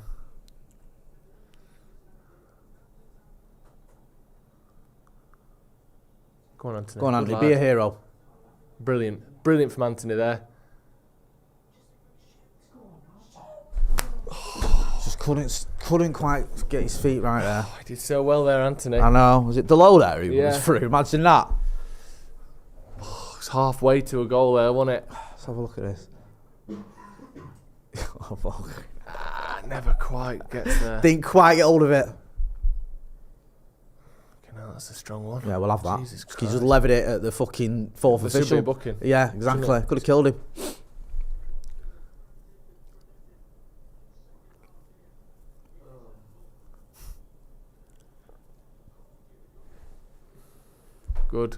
Good. Very good. Very good, Antony, there. Again, Luke Shaw's on. No, come on, man. He rushed that, didn't he? He Palistri. did. Well under it. It's 20 yards over. They should have just played that down to Luke Shaw. Then we've got men at the back post who can tap it in. He's just, Snatched that. Maybe. Good little spell this for United, don't it? It is, yeah. Keep going. Bit of pressure for once.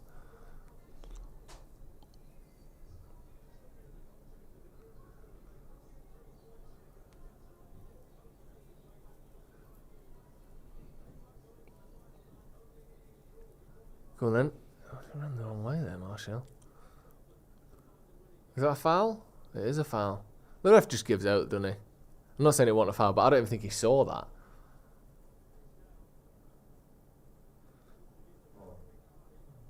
Oof, fucking bounced off the floor there, didn't he? Oh, right on the hip there, that one, wasn't it? He's not gone for the ball at all. What we got? A free kick? What's going on? Drop ball? He's literally making it up. Surely Icardi fouled him there. I think he just did. He give it because did he stop it because of a head injury and just not? It wasn't a foul. It wasn't a head injury. Yeah, I think that's what he's done. I don't understand how else you can give a drop ball. I don't know. Yeah, must have been that. Oh God. Well done, Harry. Find a pass. Good lad.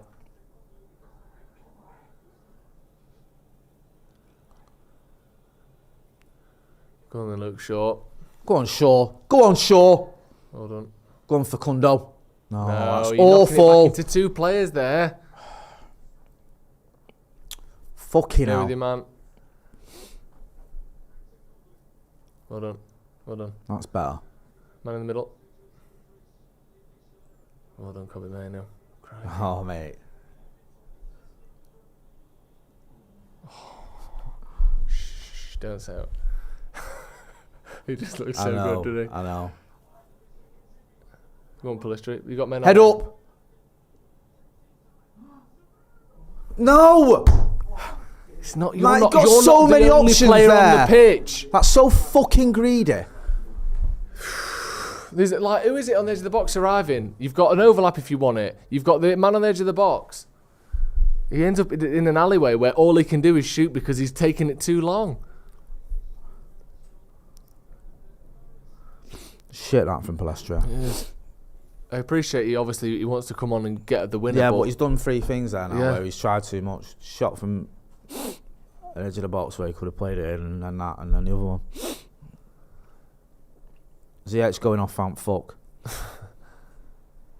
We've done with that happening an hour ago. Yeah.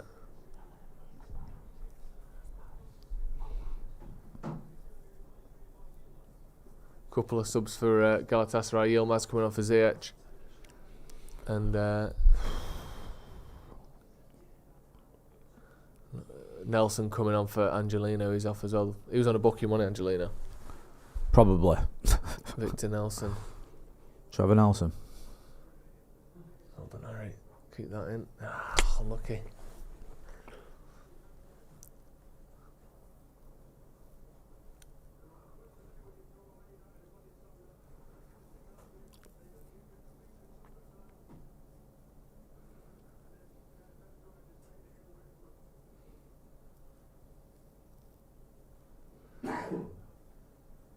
It's our ball, isn't it?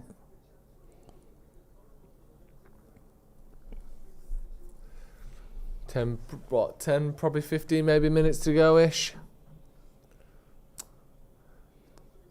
Hold on, Bruno. Hold on. Oh, so unlucky. McTominay there, and then it almost fell. Was it Delo on the right hand side? But it's just gone out for a Galatasaray throw-in. This game's been so like up and down, back and forth. They've got to be knackered. Anyone who's been on for the full time. Yeah. Like McTominay and Bruno have got to be absolutely smoked because it's just been sprint up, sprint back, sprint up, sprint back, like a basketball game. I'm not surprised Amrabat and Garnacho and Hojlund came off. Oh, bloody hell, it's a great touch.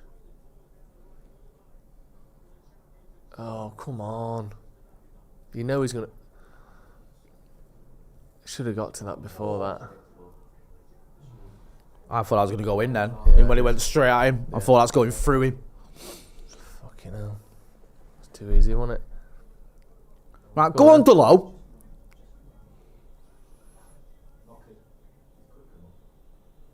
Great pass. Back to Bruno. 20 yards out. Oh, he's in a post! Fucking hell. Oh, he set himself on the edge of the box, and it's a fucking great effort, and he's hit the post. Oh, he's beat the keeper there as well. Oh, he's so close. Fucking hell. He's so close to that. That was decent, that as well, counter-attacking, because we actually picked a pass. The low picked a pass out. He did well. Rather than just fucking trying too much or hitting and hoping. I don't look sure. It's not a foul. That's not a foul. Right, ref, honestly, there's nothing in that. Just what even is that? Look at that. That is How are you nothing. giving a foul for that? Literally, all Luke Shaw does is stand there with his arm like that, and you've given a foul for it. That's so fucking soft. Any contact at all, and it's a free kick, innit? It's just crap. Go and win that, Harry. Well done. Alright, fucking hell. Close him down. Zaha's cutting inside. Free shot again. Smashed it over the bar. I'd have been fucking raging if they'd have scored from that free kick. From a move that started with that free kick. Because it was never a free kick, that. What's going on here? What's going on? I can't even know. I don't know what's going on. Because he just cut from Zaha's shot to them getting the ball. To a close-up of Luke Shaw to them having a throw-in. What? For what? He was desperate to give a foul there. He gave it before it even happened. Antony was sliding in and hadn't even touched him, and he already gave it. Right, you got a man on your right, and you got a man either way here. You're not giving that one though, eh? He gives any contact at any point except that.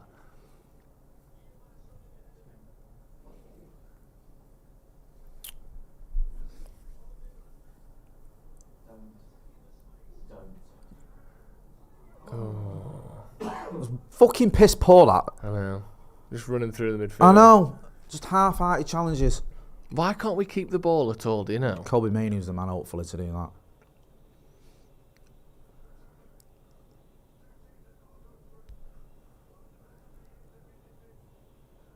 Go on, Antony. You've got some legs on you still. If you ever did. Good pass. Backheel. Come on.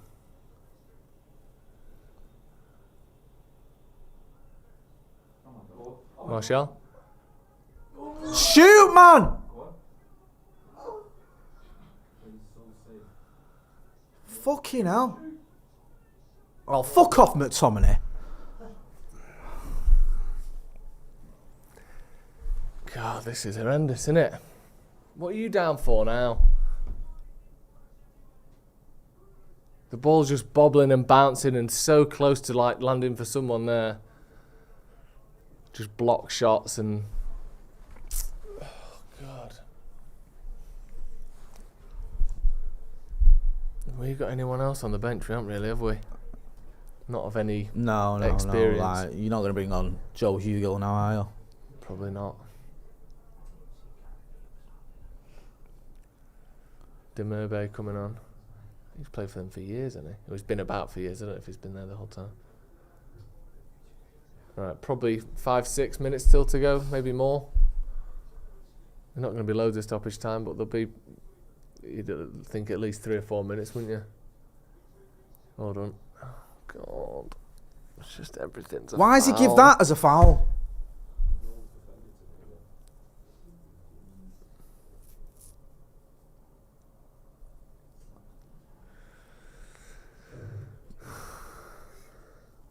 Come on, Luke Shaw.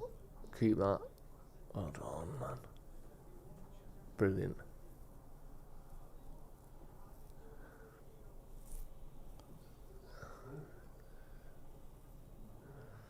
Keep the ball, mate. Keep the ball. You've got 2 men on you. Just keep it. Unlucky there. Well done. Well done, Palistri there. You didn't have any option. Get up, you dickhead. Fucking hell. He's fucking trying it, Look at the middle there. Who needs a midfield anyway? They're just overrated, aren't they, midfields? Yeah. That's why both teams have agreed to not play with one tonight. Look at this just carnage, this, isn't it? Everyone just stay on where you are on the pitch and we'll just kick it up and down between you all. No one's... Go on then, Martial. Back to McTominay. Man out wide. And again, and again, and again. Dallow's in behind. Plays it across. He's bouncing everywhere. Palistri! It's the back pass, surely! Surely Torreira's kicked it back to the keeper there.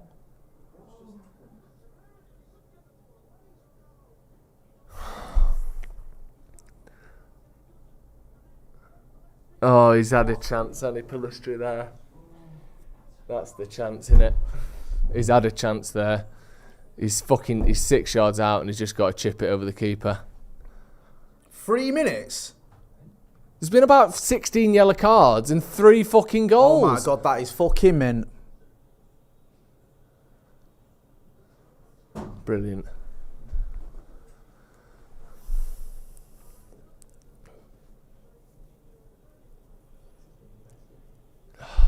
Fucking mint. He's so fucking good. I know. He's absolutely mint.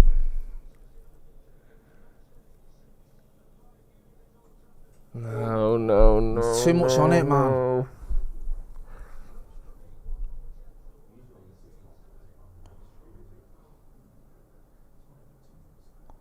Do you know the maddest thing of all is, if it stays like this, we can still go through. I don't. But we aren't gonna. I don't get it.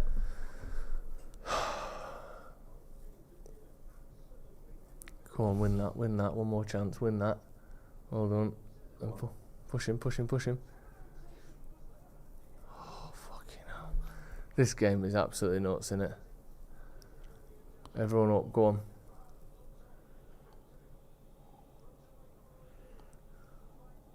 Corner to United.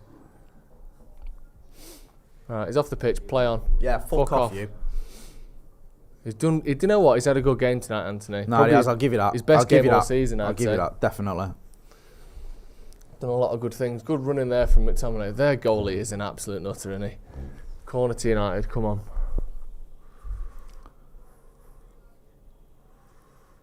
Shite, man. Back to Mainu. Not a bad cross, but just no one there.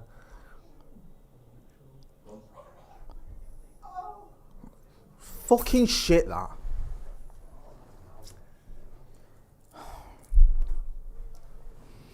Minute to go. Sometimes Scott McTominay does think you think that's fucking mint, and other times I think, what the fuck are you actually doing?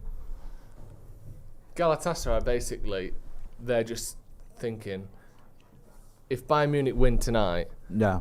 it's a straight shootout between them and Copenhagen next week, innit? Yeah. Whoever wins that goes through. Unless, obviously, if Copenhagen win tonight, I think it's pretty much all over anyway, innit? 30 seconds to go. That's fucking shit. What's that? That's our ball, though. No, it's not. Come on then. Keeper. Right, quick. 15 seconds. Quick. Get it up. Come on! Gotta go now. That's the end of that. That's it. Fuck me. Full time. Another fucking mental game. Absolutely insane. Almost certainly putting United out that. Yeah. Still a tiny amount of hope, but that's pretty much going to... You would assume it's going to come down to a shootout between Galatasaray and Copenhagen next week. But just one of the most entertaining in one sense, but frustrating and ridiculous games of football I've ever seen, that, Jay. Yeah, it was. I mean, 3-3, you know, as it all, but when you're 3-1 up and 2-0 up during that game, you got to be disappointed. Yeah. Especially considering the nature of those goals we conceded. Listen, I love Andre Onana. I think he's been overall a very, very good signing so far. But in the Champions League this season, he's been the opposite of what he was last season in the Champions League. Yeah, he's just been terrible. And that the second goal that he conceded, I still don't know how he did it. But we kept going, and it is deflating. And it's kind of been the story of our season, but at least we've got a bit of, fighting spirit there. You can see that these players are trying for this manager, they're trying for each other. Yeah. It's just defensively and with the goalkeeper, mistakes have cost us again. Yeah. Do you know what I mean? Now we're on 4 points, Galatasaray are on 5. So how does that even work? So we need Copenhagen to lose to Bayern Munich tonight, and we need Galatasaray and Copenhagen to draw next week. And we beat Bayern Munich. So it's doable. It's not the most ridiculous scenario that I've ever heard. It's just unlikely. Yeah. So at least we're taking it to the final game. I mean, there's not much, solace in that, but at the least, that's what United should be doing. It's weird though. Even though Onana's made a mistake, I'm not like angry with the team. I'm not like, No. Because I think, like you said, I thought Antony did well, other players did well. Listen, we'll do the review anyway. Yeah. Because I think if you stick around for this, it's going to take you to review. So stick around. You don't have to go anywhere. I've done that thing again where you're hosting and I've just jumped in. Go on, you have it. And then we'll come back in 2 minutes' time. Me and Joe will do our live review. Then we'll hear from Andy Tate. Then we'll hear from everyone else, and we'll get a bit of a reaction going for what's been an exciting but disappointing night in Europe. I think is the best way I can describe that one. That's been Joe Smith. I'm Jay Motti. Don't forget to hit like, share, and subscribe, and stick around. See you in a minute.